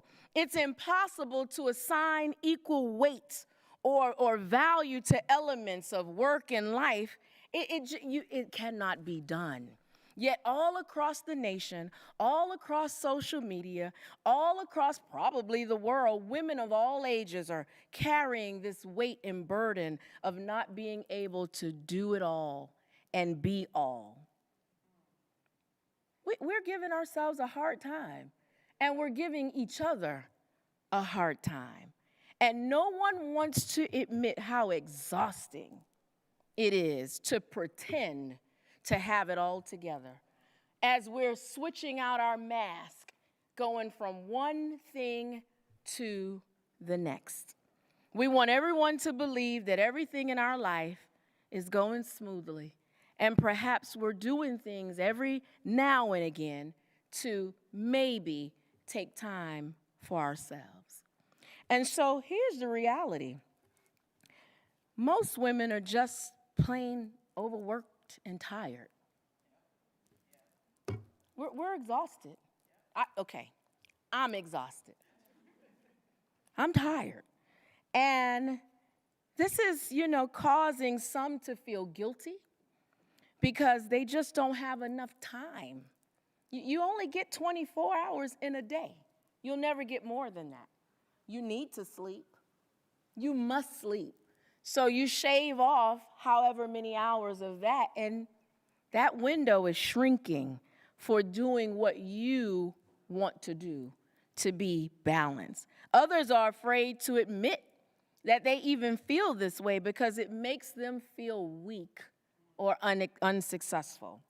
Others find it burdensome because they cannot figure out how to manage the traditional balancing act. But remember, today, what are we doing? We are going to deconstruct false notions associated with balancing, and we're exposing these faulty assumptions and really unrealistic expectations and very subtle, but not so subtle, contradictions. And so, today, I'm hopeful that you will be released from the guilt and the shame and the worry of never being able to do what is impossible for you to do. And so here's this new perspective I'm going to share with you, because listen. I had to fly in from the big Anchorage. But I don't live in Anchorage. I live in Wasilla. So that requires a drive to the airport, and you got to go through TSA, and even though you have pre-check, that obviously doesn't mean anything because everything that I wear buzzes, you know. And so you have to do all of these things to get where you're going, and that requires stress. And for those who know me, I love traveling, but I don't like to fly, if that makes sense to you. And so when you travel as much as I do, 127,000 air miles last year, girl, you gotta fly. But it's not an enjoyable experience. And yet, I need to learn how to what? Balance? How do you balance? But anyway, here's our new perspective, new framework. True balance, I want you to write this down. You need to remember this. True balance, I'm going to give you a different definition for it, a different framework, different perspective. True balance is the weight of your presence in the moment. True balance is the weight of your presence in the moment. Right now, standing before you, I'm demonstrating balance as a speaker because I'm 100% invested and in tune with what I'm doing in this moment. Because it is the weight of my presence in this moment. When I'm spending time with my children and I'm asking them about how their day went, they have my what? Undivided attention. Because the weight of my presence is in that moment. When you're connecting with friends or family, it's important to give people the respect of your undivided attention. And you would be surprised by how they will come to appreciate experiencing you because the weight of your presence is in that moment. And so if you're balancing life or attempting to do so and you want to do it well, you have to stop separating yourself from who you are. It can't be done. You need to enjoy and say to yourself, this is who I am every day, all day. And what you experience is all of me, not some of me. I didn't say anything after that because I want you to get that. See, what we do is we put on a different face for work and a different face for church and a different face for wherever we're going or whomever we're hanging out with. And we have all of these different faces, and sometimes, depending on where we are and how much stress we're under, we forget to change faces. But if you will be integrous in who you are, then you can be who you are all day, every day.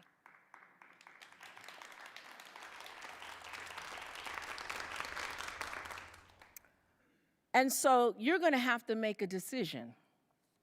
And I'm not saying that it's not good to take time for yourself. Keep running for those that run. Keep hiking for those who like to hike. Keep shopping for those that love to shop, right? Keep doing those things. But you have to decide how much of you're willing to offer in any given moment. And I would submit that if you offer all of you, you then become the balance. And so going forward, we need to allow the weight of our presence to nestle into every encounter that we're having. It needs to, we have to decide to be intentional about this. We have to think about, okay, and it's harder to do today because we're so connected via those things that we have that are called cell phones.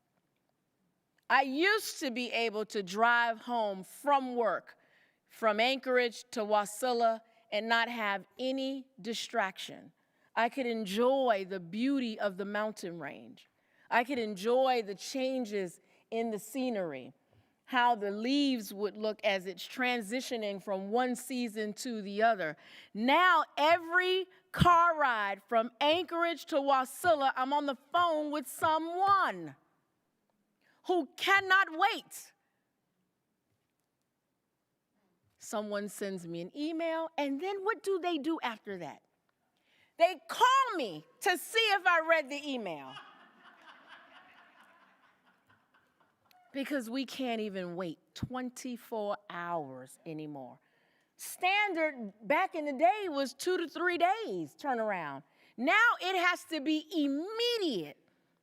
And email is not even, the thing now. Now we have like Teams and chat, and my phone is buzzing all day, and it will drive you crazy if you don't get a handle on it. And it's difficult to be present if you're always distracted.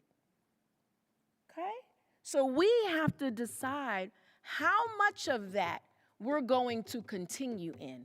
Because if we don't put a stop to it or create some boundaries, people will take as much from you as you're willing to give them. And sometimes they'll take more than you'd like for them to have. So you have to put up the boundaries. And I'm learning this in every role that I'm in. Hey, I'm a pastor's wife. If the nursery worker doesn't show up on Sunday morning and they tiptoe over to me, I just want to let you know that the nursery worker didn't show up. I said, well, guess what? We probably won't have nursery today.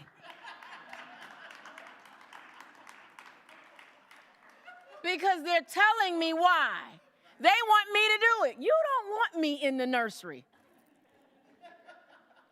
But you have to be integrous in who you are. I guarantee you, I'll fly back to Anchorage today. I'll land. They have this thing where we track each other on the phone. My husband will call me. I see you've landed. Oh, that's good. You had a good time? Yeah, oh, that's great. What are we having for dinner? Are you kidding me right now?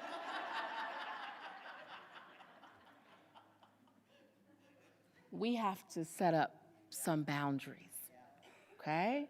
And if we continue down this path that we're on, we're going to go nowhere fast. And it's detrimental to our health, our wellness, our ability to be creative, right? We're not operating on full capacity oftentimes because there's fragments of us all over the place, right? We need to get whole again, W-H-O-L-E. And that requires us to understand that we become the balance. And so the people in our workplace, the people in our families, they deserve to experience the authenticity of you. They deserve you. They deserve you. And we're not giving them oftentimes the authentic us. So today, we're here to do what? To reclaim, to own, to renew. So I'm going to challenge you to reclaim your integrity. What is that? Integrity. I was in the Air Force. That's doing what you're supposed to do even when no one is looking. Be who you are even when no one is looking. Be who you are when it's just you looking at you. We're also going to own our path. We need to do that. Where is it that you're wanting to go? Where do you feel destined to go? And how are you going to get there unless you pick up all the pieces of who you are that's been left everywhere? Collect them up, put them together, right? And stand in who you are, because there's a purpose for which you're here. We need you. The world needs you. There's a problem that needs to be solved that only you can solve. but you don't have the time to even think about it right now because of all the other things that are going on. And so pursue what is important, right? Be all of who you are intended to be, but ensure that in every situation that you bring the balance, because the weight of your presence is needed in this moment. Thank you.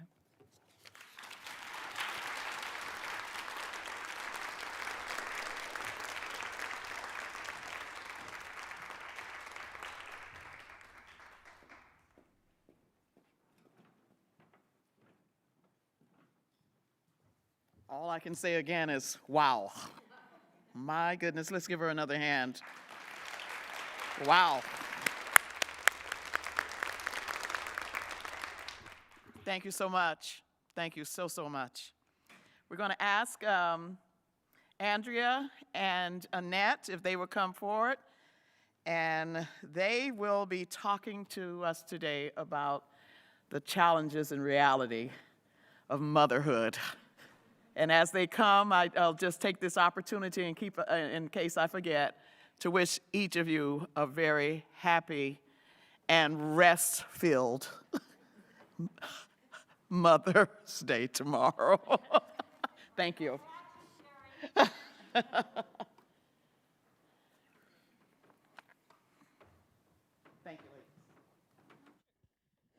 wondering if you guys are up for it, if we could move a little center, because we're going to sit while we're talking. So if you guys wouldn't mind standing up and maybe move over, because you might not be able to see us if you're over here, and we're a little worried you guys might not be able to see us too. So if you're up for it, just stand up with me and pick a seat in the middle so that you can see us while we sit. Okay. All right. No Give you the pressure. chance to stand up. It's fine. So yeah, we're going to sit because these chairs look really comfy, and so we wanted to chest them out. So my name is Annette Bennett. I am the Executive Director for Working Against Violence for Everyone in Petersburg, Alaska.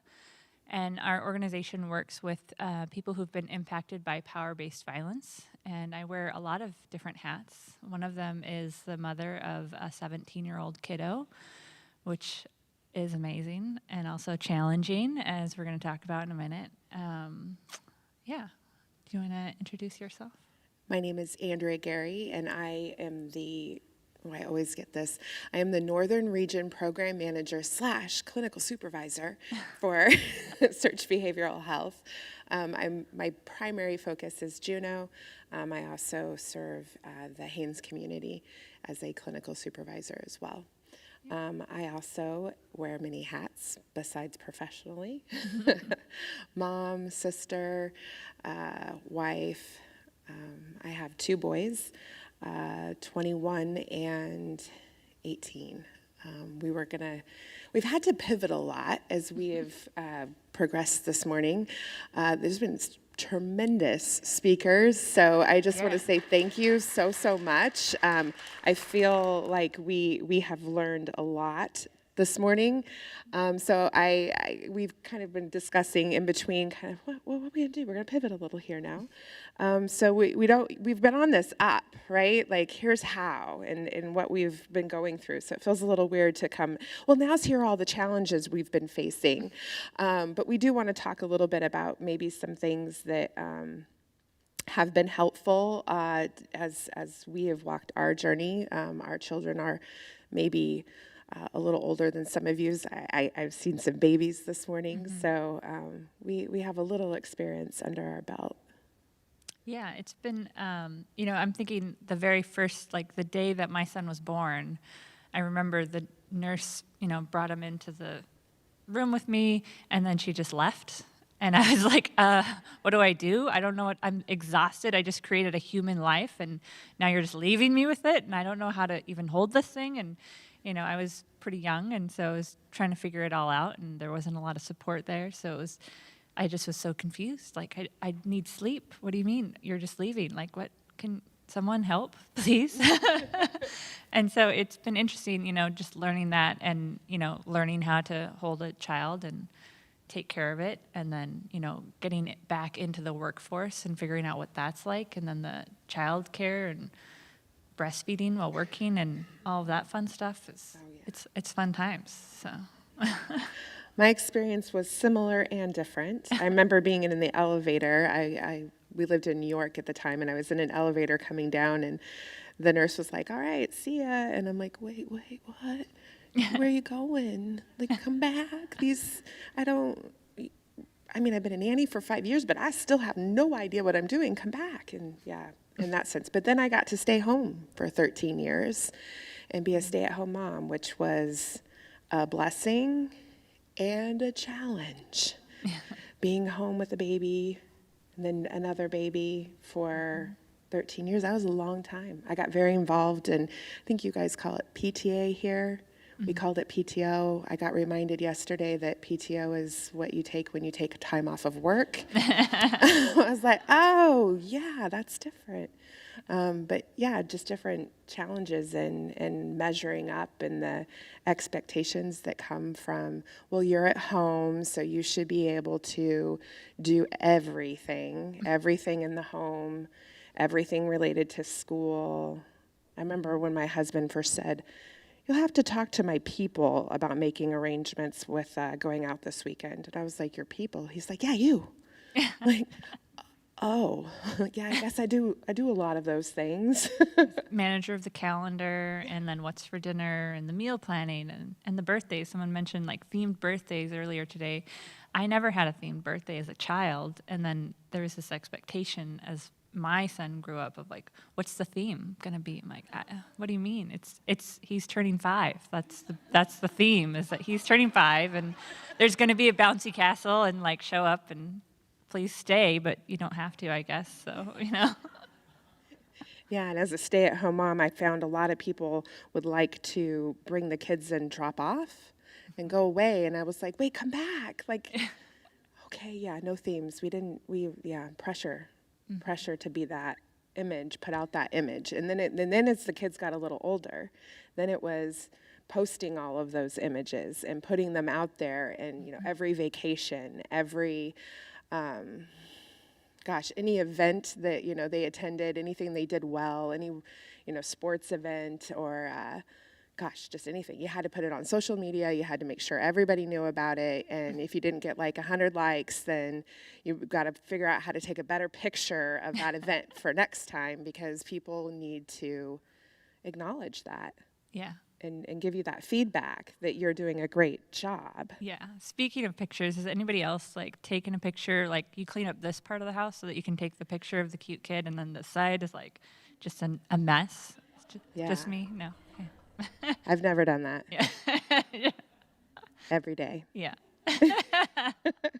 Yeah, I'm very guilty of like, I'll take a picture and then I'm like, oh, look at all this stuff that's happening over here. I'm just like move that and take another picture, you know, post that one on social media. What about the Christmas photo?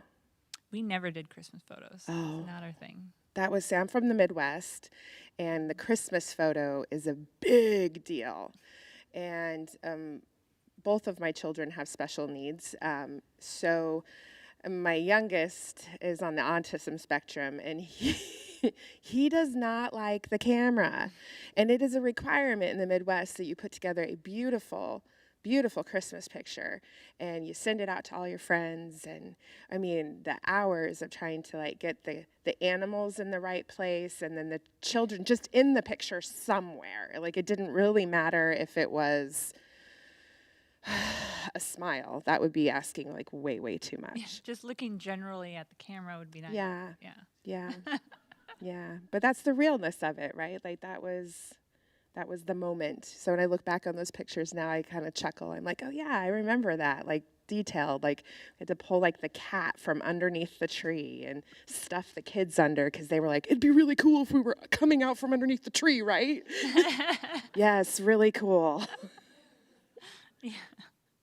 Yeah, that sounds like a lot to me. It's too much. My balance says no. Yes. I can't do the pictures. My son also does not like pictures at all, and it took me a while to figure that out. Of like, no, this is his body. He gets to say no if he doesn't want his picture on social media. Yeah. which, it took me some learning to figure that out, but, we can accept some of the things that we think are failures, or maybe we're failures as parents. I remember being a mom raising a son, and I don't know if you felt this pressure, but I felt like I couldn't hug my son too much because then I'd just create a baby's mama, or mom, whatever, a mama's boy. A mama's boy, Yeah. yep. And so I was like, I can't hug him too much. It's going to be, he's just going to not grow up to be a man.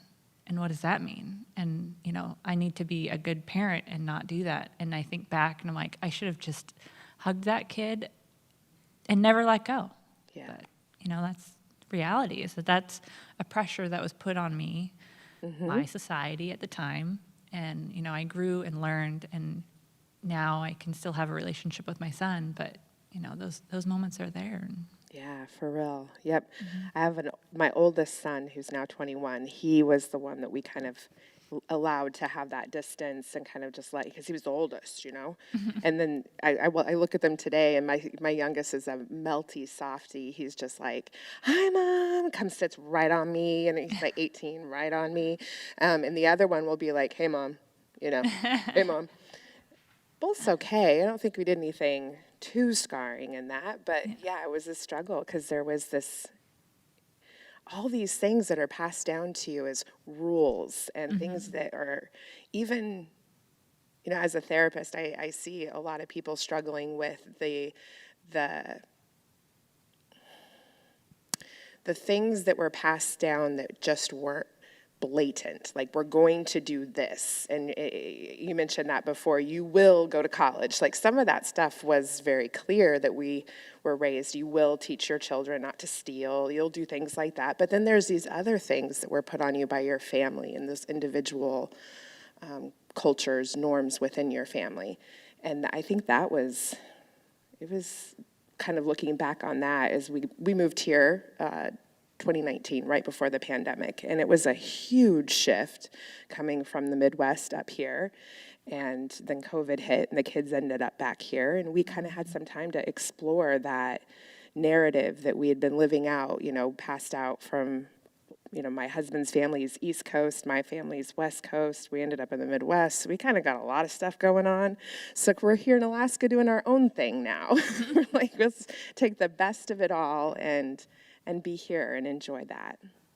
yeah, that's a lot to move. I think a lot about people who have moved in the middle of the pandemic to a new community to start a new job, and how important it is to have community, especially in our small little towns that we come from. That is one of the beauties of having a small community, is the community. I remember I moved from Petersburg, which is a town of about 3,000 people, down to Washington State, and lived in a town which had about 3,000 people. And I thought, oh, well, this will be nice. It'll be just like Petersburg. And when I got there, it was not just like Petersburg.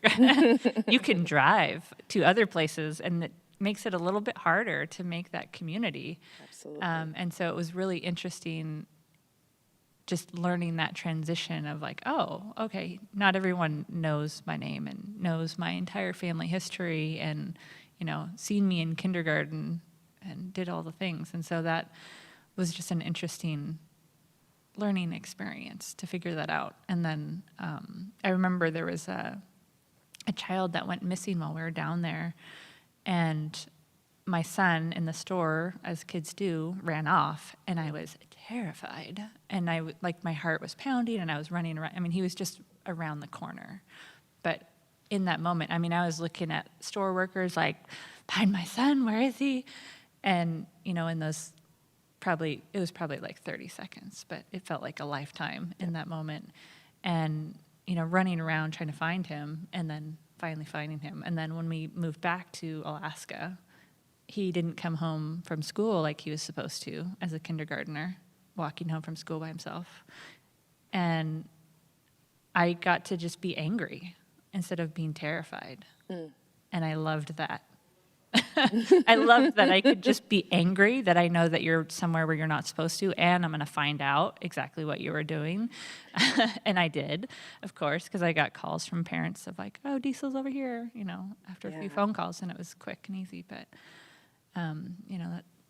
community is so important, I think, and I keep thinking about that thought of it takes a village, and it really does. I mean, it really takes a million aunties and uncles to be there and help raise these kids, because, you know, we have, as parents, have a different perspective on people.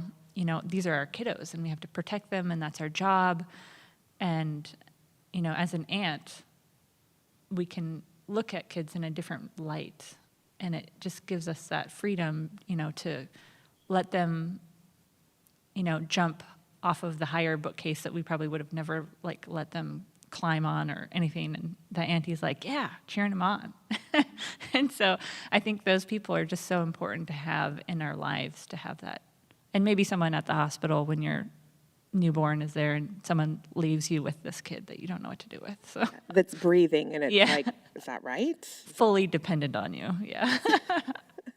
I think that is also just kind of reflecting over the years how I've kept a child alive for 21 years.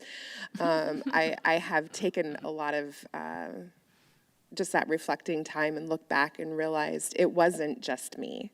You know, we go back to the initial talk this morning about ACEs, and we talk about trauma, and I won't go into my personal ACEs score, but it's not 1 or 2.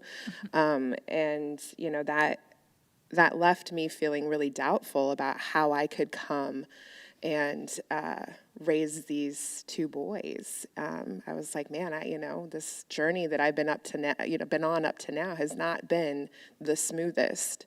And all I want for this child is perfection and beauty and safety and trust and honesty. And how do I do that? I've never seen most of those things, you know? So to come up against my own personal perfection of like, I got to do it. If I don't do it, he's going to be totally screwed up. And that was hard. And as I've gotten the ability to kind of look back, I can see where people have come into my life that have kind of filled in some of those holes, whether they taught me something that I was then able to heal and get better and work with my children in a more effective way, or they became someone whom could come alongside my child and teach my child something. That was really helpful, and I think that's one of the things that I really enjoyed is us talking about the ACEs, is because it does make us feel a bit uncomfortable when we feel that pressure and that burden.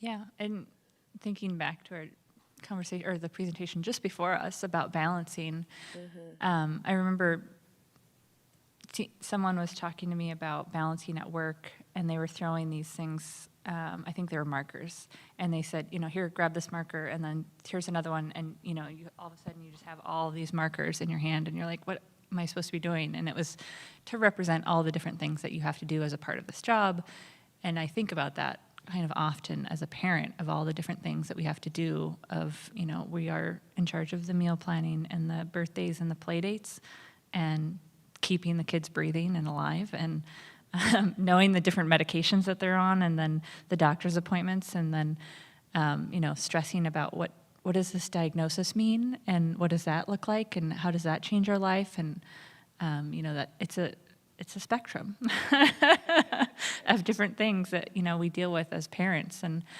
I think it's okay if we drop one of those markers sometimes and, you know, let someone else pick it up for us. I think it's definitely an important thing to think about at times. And there was a proposal that I was working on for work at one point, and I spent hours and hours and hours working on this and putting all my heart and my soul into this presentation, or into this proposal. And during the review of it, I remember one of the grant reviewers had said that it was adequate. And I remember that felt like being stabbed in the heart. And as, you know, we were all listening to it over the video or over the conference, and like when they said that, everyone just looked like, oh, it's adequate? What do you mean? And so that has actually become a mantra for us at work, though, now, that when we get stuck on a project and we're thinking about, like, how are we going to do this? Is this good enough? It's not perfect yet. It's not this. Is it adequate? And if it's adequate, we're going to turn it in, because that's what we're shooting for, is adequate. Is it adequate for us to be able to be at this level? Does it check the boxes? Is it doesn't have to be perfect. Perfect is not one of the boxes. And so that's really It's in the fine print. yeah. No one reads the fine print. It's fine. Thank God. Yeah. So I just, when I feel like I'm getting stuck, that is my mantra to myself of, it's adequate. It's fine. We're okay. It's going to be okay. I'm an adequate mother. Just putting it out there, and that's okay. Yeah, I thinking about the chat we had a few minutes ago when we were kind of like, whoa, big shoes to follow. Yeah, it's okay. We can just be adequate. That's okay. That's okay. That's good. That's going to reduce my stress, and I'm going to come out of Mother's Day weekend feeling relieved. Yes. I'm going to reclaim, own, and renew myself through this process. Yeah. Yeah. I had a lot of people asking me, are you ready for the presentation? It sounds like a big deal. Are you ready? I was like, ready or not, here it comes. And if I fall on my face, it's okay. I feel like I'm in front of some people that I can trust and fail in front of. And I think it's important to fail. Even if I came out here and suddenly couldn't speak, that's okay. Because I came here and I showed up and, I was present. And that modeled that, failure is okay. So. Yeah. And I didn't. I'm speaking. It's working. The voice box is helping.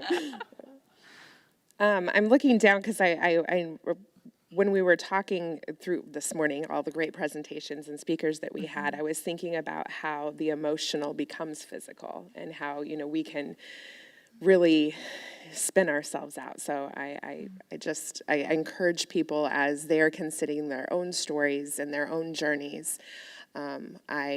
I know it's probably my own soapbox being a member of the SEARHC behavioral health team, but if there is a need for counseling, if you find yourself wondering, what are my ACEs and how am I doing balancing being present in the moment? How am I doing that? Am I able to be present in the moment? And so in an effort to just encourage you, if there is stuff going on that you feel would be helpful, definitely reach out. It doesn't have to be SEARHC.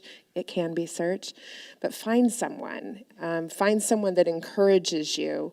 Find a good friend. Now, they're not likely going to be your therapist, but they definitely can encourage you to keep going towards that work that needs to be done and be along that journey with you. It's important to have good friends. Yeah, absolutely. And figuring out what your needs are. I think that was a really great part of the presentation this morning was, carving out time for your needs. And I think as a parent, that's really easy to just let our needs just be forgotten. And then remembering what it's like to even think, oh, I do have needs. I am a human. And, I need food and nutrition and sleep and other activities too. And what are those activities that I'm interested in? I just had a birthday a couple weeks ago, and I decided as I was in the grocery store, I'm going to make what I want to eat, because my partner has some dietary issues that we generally have to kind of work around. And I was like, I'm going to make whatever I want, and I don't care what they're going to have. They'll figure it out. And then I realized I have no idea what I want, because I've cooked so long in this way. I have no idea anymore what is my favorite meal. I don't even know. Yeah. So I think that's important to just figure out what your favorite meal is and remember to make it. Yeah. Or have someone else make it for you better. But I dive into hobbies. That's my way of regrouping. And I've had a lot over the years. I've had fish. I've had plants. I come back to plants all the time. I actually just acquired a new fish. It showed up in the admin office the other day. And that's kind of a weird story to think about, that a fish showed up in the behavioral health admin office, but it did, right, girls? It did. And Lost and Found is the fish's name, and he is currently residing in my office until we can find him a more appropriate home, because I've had fish in the office, and people don't like that when they come back and your fish is not there. And that can be a sore subject, so I'll find him a new home. But I think there's just those hobbies, those things. I bought a whole bunch of stuff to begin, is it called, not macrame, but not with the paper, but the string stuff that you tie all these cool knots in. That's macrame. Is it macrame? Isn't there another paper thing that you dip in glue called macrame too? Paper mache. Paper mache, sorry. Oof. Anyway, I bought all the stuff and I put it in a cabinet, and it has stayed in the cabinet. But it was so much fun buying the stuff. Yes. It was great. I think that's my hobby, is like buying all the things to get new hobbies is definitely like mine.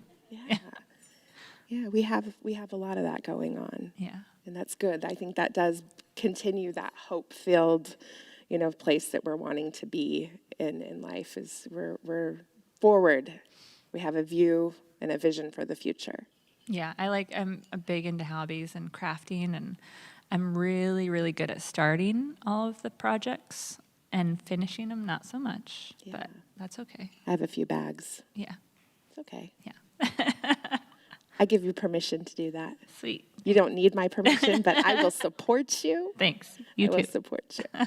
That was one of the things that we knew we wanted to ask of you all in this room, is to look around your table and kind of give that nod of like, yep, I got you.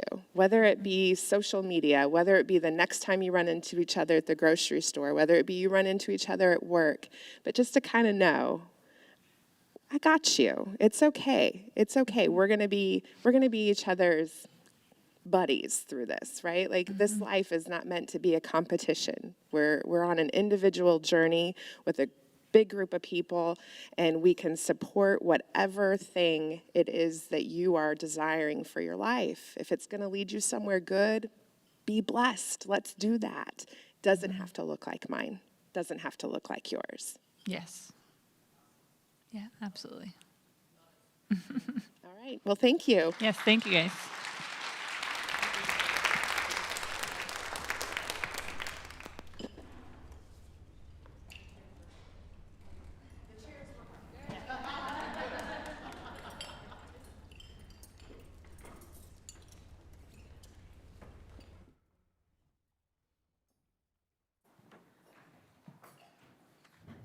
Okay, so I'm gonna ask you again, have you gained anything? Have you gleaned anything so far? This is awesome.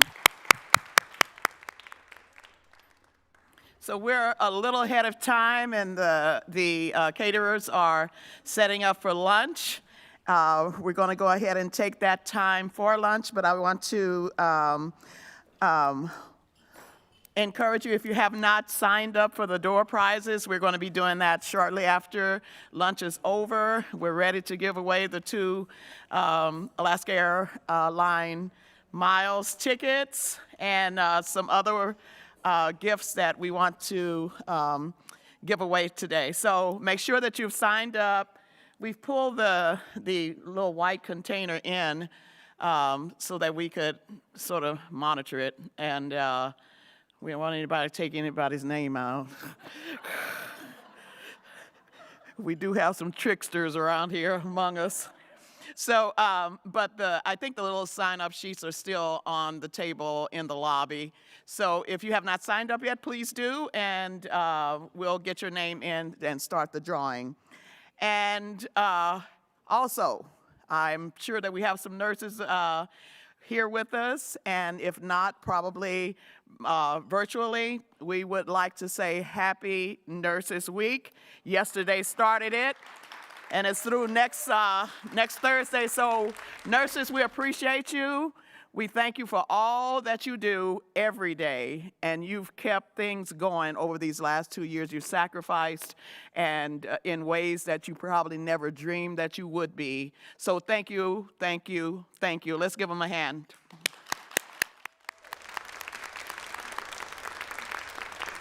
And also, after we're done with lunch, we want to give you an opportunity, if you would just like to share briefly what you've gleaned over the past, I would even say since last night, because several of you have referred to the comedy show.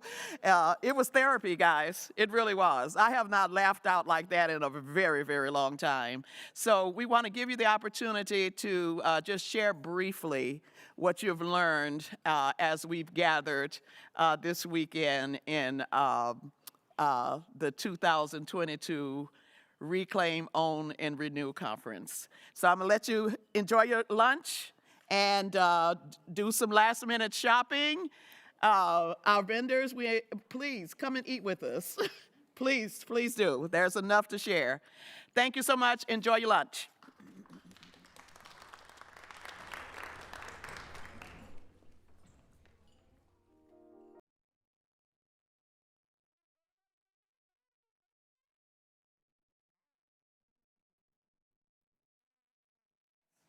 I counted wrong, I guess.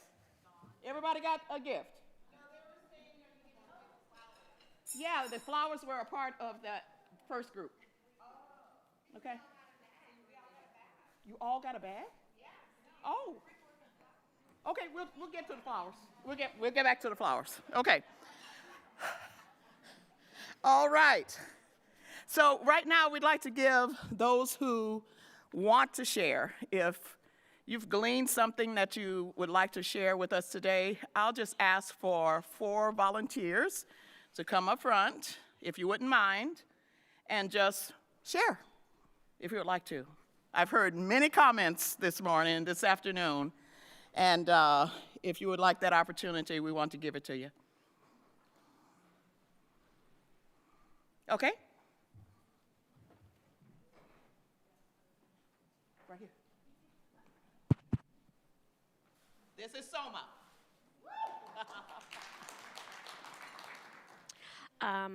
What I learned, for me, the biggest thing that I learned today was true balance is the weight of your presence in the moment. I feel like that really resonated very much with me. I feel like I spread myself too thin and I try to be perfect at everything, and that's just not realistic. And so being here and having the validation that that is not what makes a woman and makes her powerful just kind of helped alleviate stress that I've been putting on myself unnecessarily to perform in a way that it's just not possible. And so if I take that back, I'm able to actually do better for myself and for everyone that I do serve and with my family and in my life. So I appreciate all of you and everyone that has spoken today. It's been very, very impactful. Yes. Thank you.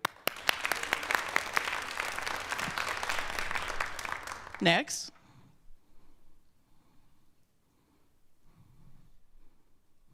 Anyone? Okay.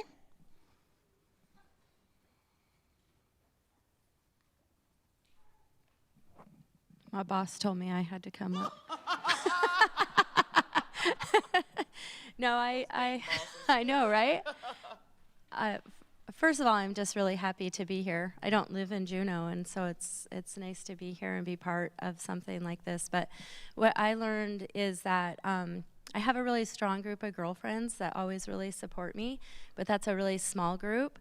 And it was really neat to hear that more than I have some of the same issues. You know, like my house is not clean.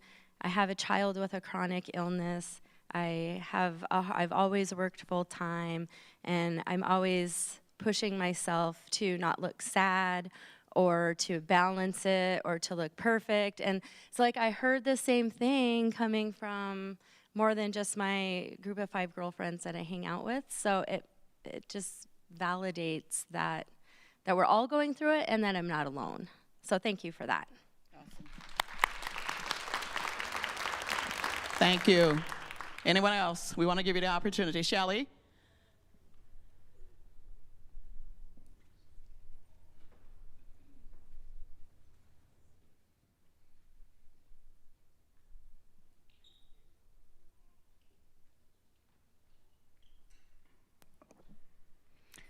Okay, now I have to remember what I was going to say. I really liked the part about when you're overwhelmed, the mastery. And for me, sometimes I'm overwhelmed at work, and one of the things I've noticed is that my brain makes so much more out of it than what it actually is. So to just calm myself down and kind of just do the next step, and then the next step, and then the next step, and being like she said, in that moment where you're not planning all this stuff that's going to happen in the future, but just to be in the moment and do that next step. Because I do sometimes get very easily overwhelmed when I see my email just going ding, ding, ding, ding, ding, and it's all got to go on my to-do list. So thank you. Awesome. Thank you, Shelley. One more? Yes. Oh, she's got a notebook. Good stuff. Thank you. I have a notebook because I have a bad memory, or a good memory with my notebook. But I really liked what the last person that came up. I really liked what you shared. But I don't know if this was talked about already because I was kind of spacing out. But I liked the true balance is the weight of your presence in the moment. And I feel like I am so many different people wherever I am. And it was like, okay, I can be who I am, and that's okay. Like, I really like that. And I hope people can just like hold that as I am. And that's like a better way to show up in the world. I really like that. The other thing I liked was, I think, Marissa. I'm not sure if that was her name, the first speaker, but I really liked thinking about toxic stress in, that's not like a sentence. It's like, it's more of a way to look at it, and there's ways to heal from that. And that doesn't mean that's your pathway, that we have to be like that, or it's just they're indicators, and I like that a lot. That and looking past that one more step, I forgot it already, but it's the healing, the ways to heal from that, and focusing on the healing was really, really important for me. So thank you, everyone. Awesome. Thank you.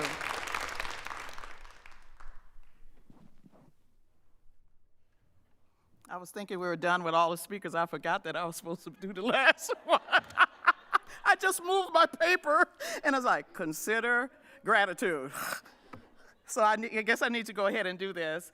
But we want to acknowledge, before I go any further, we want to acknowledge our board members who are here, Annette Bennett and Judean Gordon. Thank you so much for being here. And Judean will come and say hello to us at the very end. She'll take us out. So I'll go ahead and share what I was given by me.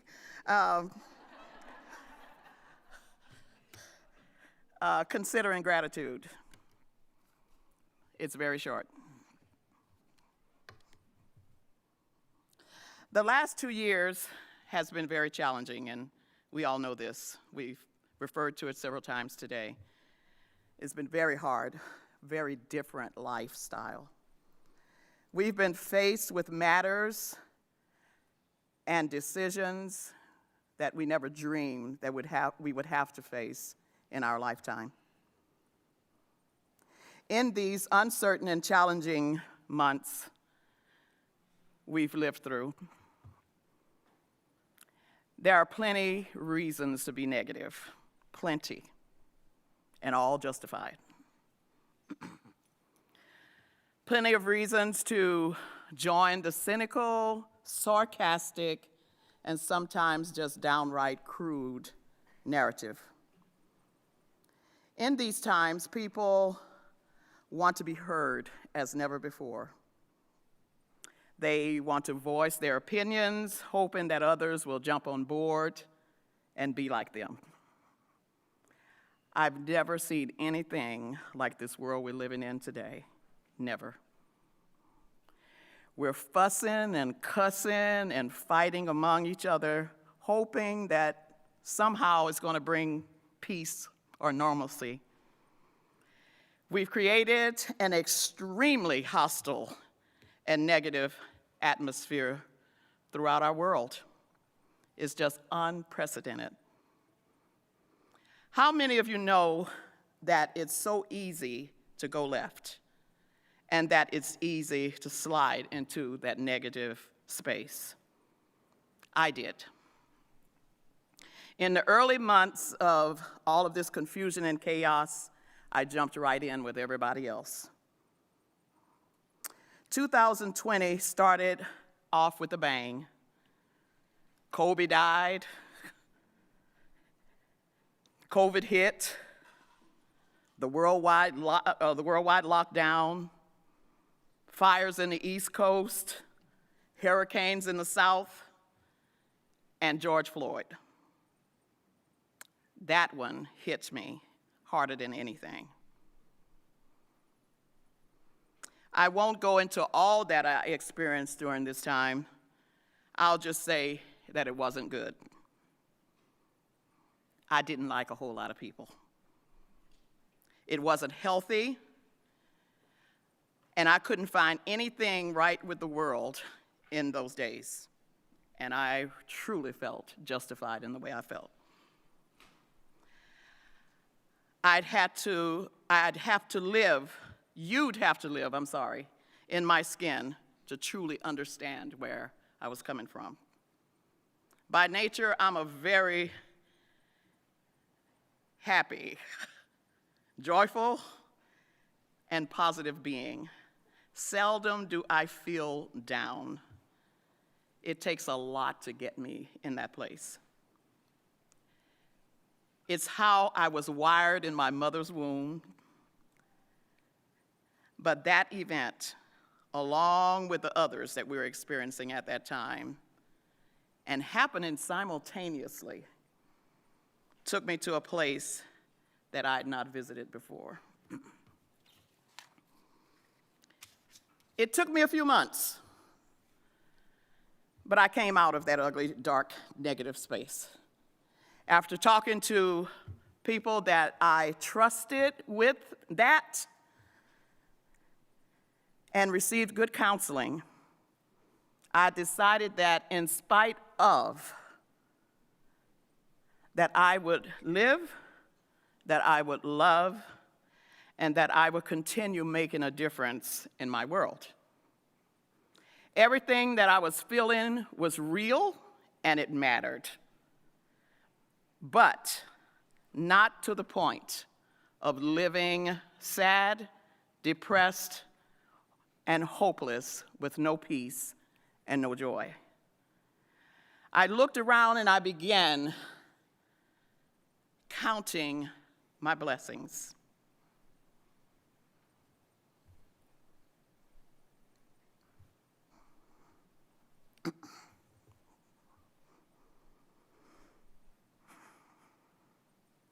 I began recounting all of the wonderful and great things and people in my life. I regained my sense of gratitude. I'm grateful today for, so many things. And at the top of that list is the 2 gems that God gave me, my son and my daughter. I'm grateful for the young woman, my additional gem, who married my son and has added to my life.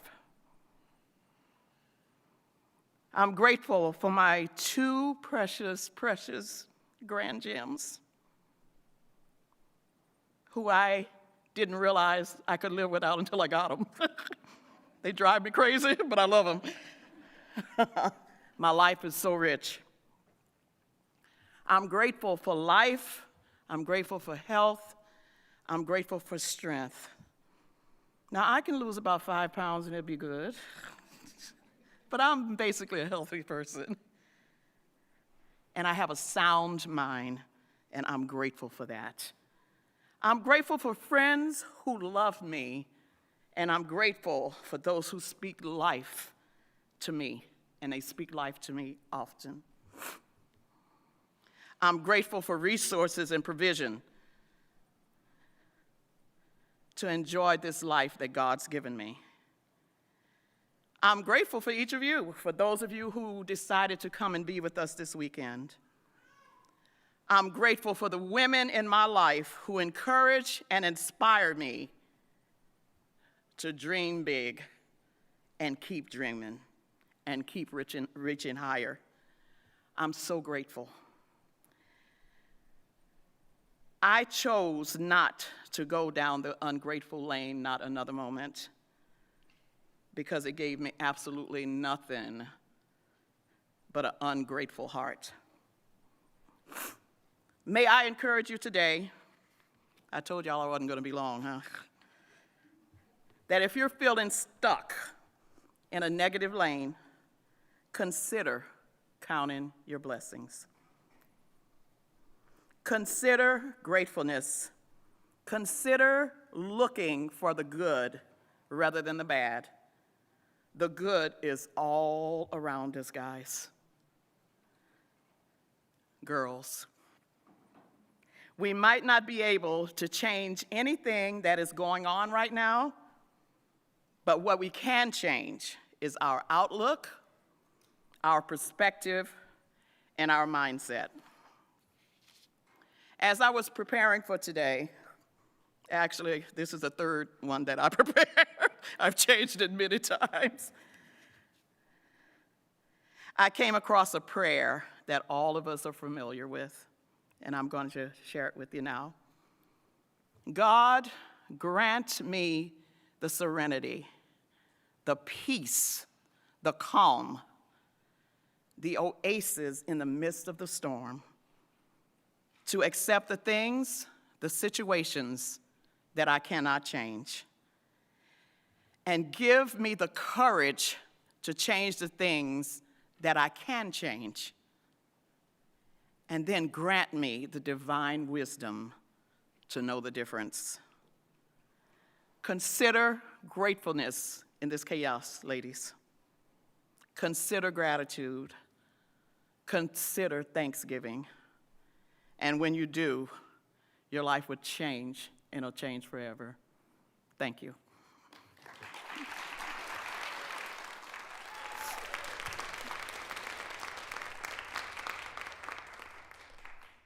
Thank you, thank you. Well, this is we got just a couple other things to do.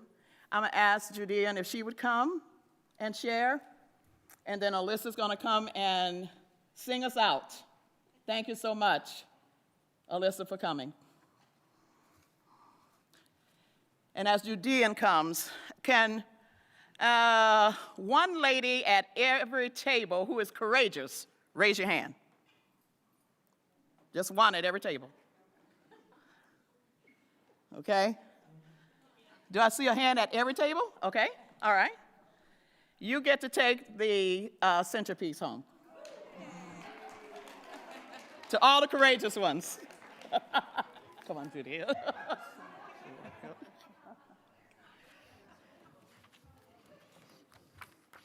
Good afternoon, wonderful people. It is so incredible to be here this afternoon and see all your beautiful faces.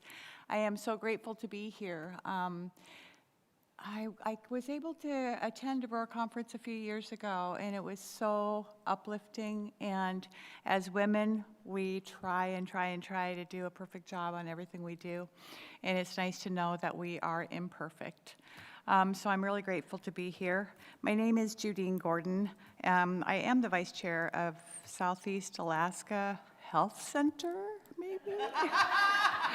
I'm just kidding. I am the vice chair of the Southeast Alaska Regional Health Consortium, and it is my honor to be here. The last 2 years have been very long and heavy. Many of us have lost friends and family members and are navigating through an ever-changing world. The topics discussed today really hit home for me. ACEs, overcoming adverse childhood experience, the importance of taking care of yourself, which I'm still learning on a daily basis how to do that. Balancing life, it's crazy that a lot of the balancing life made so much sense to me that I just need to be present in the moment, in the day, for everything that I do. the challenges of motherhood. My goodness, I have 3 adult children, and the struggle is real. I love them all to death. You know, it just makes me stop to think that I really wish my mom was here, because I would reach out to her at every opportunity that I could. And I know that she would help me navigate through life as well. So as moms, that's what we do, and I do it proudly. I just want to say thank you to Gerry for creating this event and making us all a part of it and uplifting women everywhere. It was much needed for me, and I'm glad to see all of you here. Thank you so much.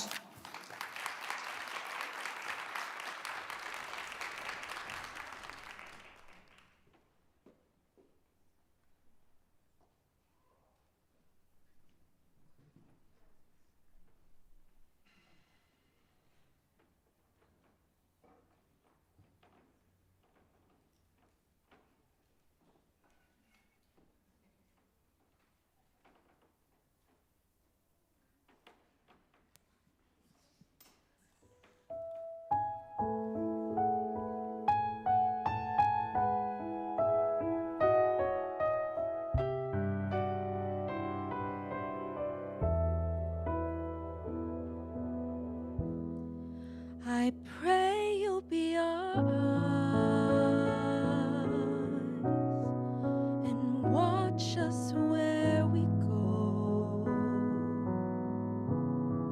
and help us to be wise in times when we don't know. Let this be our prayer.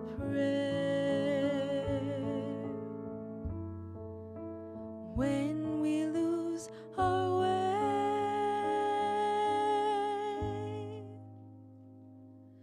lead us to a place, guide us with your grace, give us faith so we'll be safe.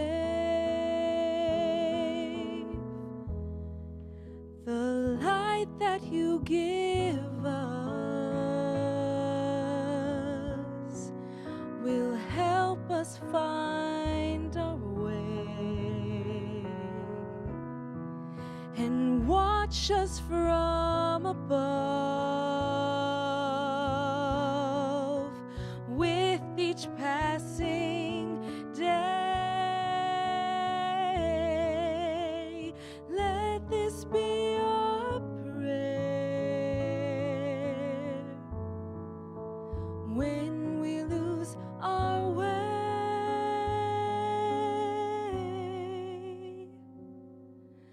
lead us to a place, guide us with your grace, give us faith so we'll be safe.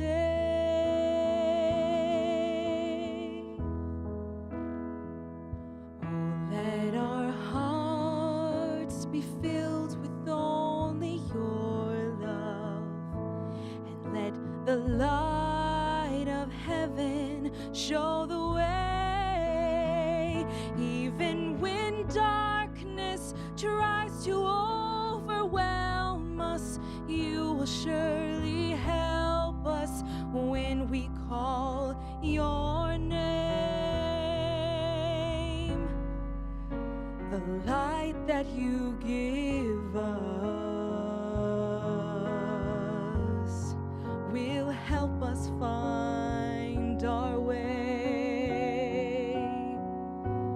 When darkness finds us, your love will show the way.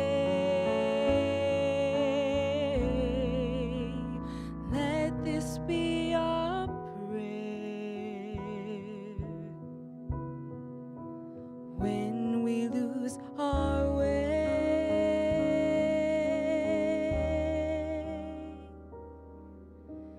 lead us to a place, guide us with your grace,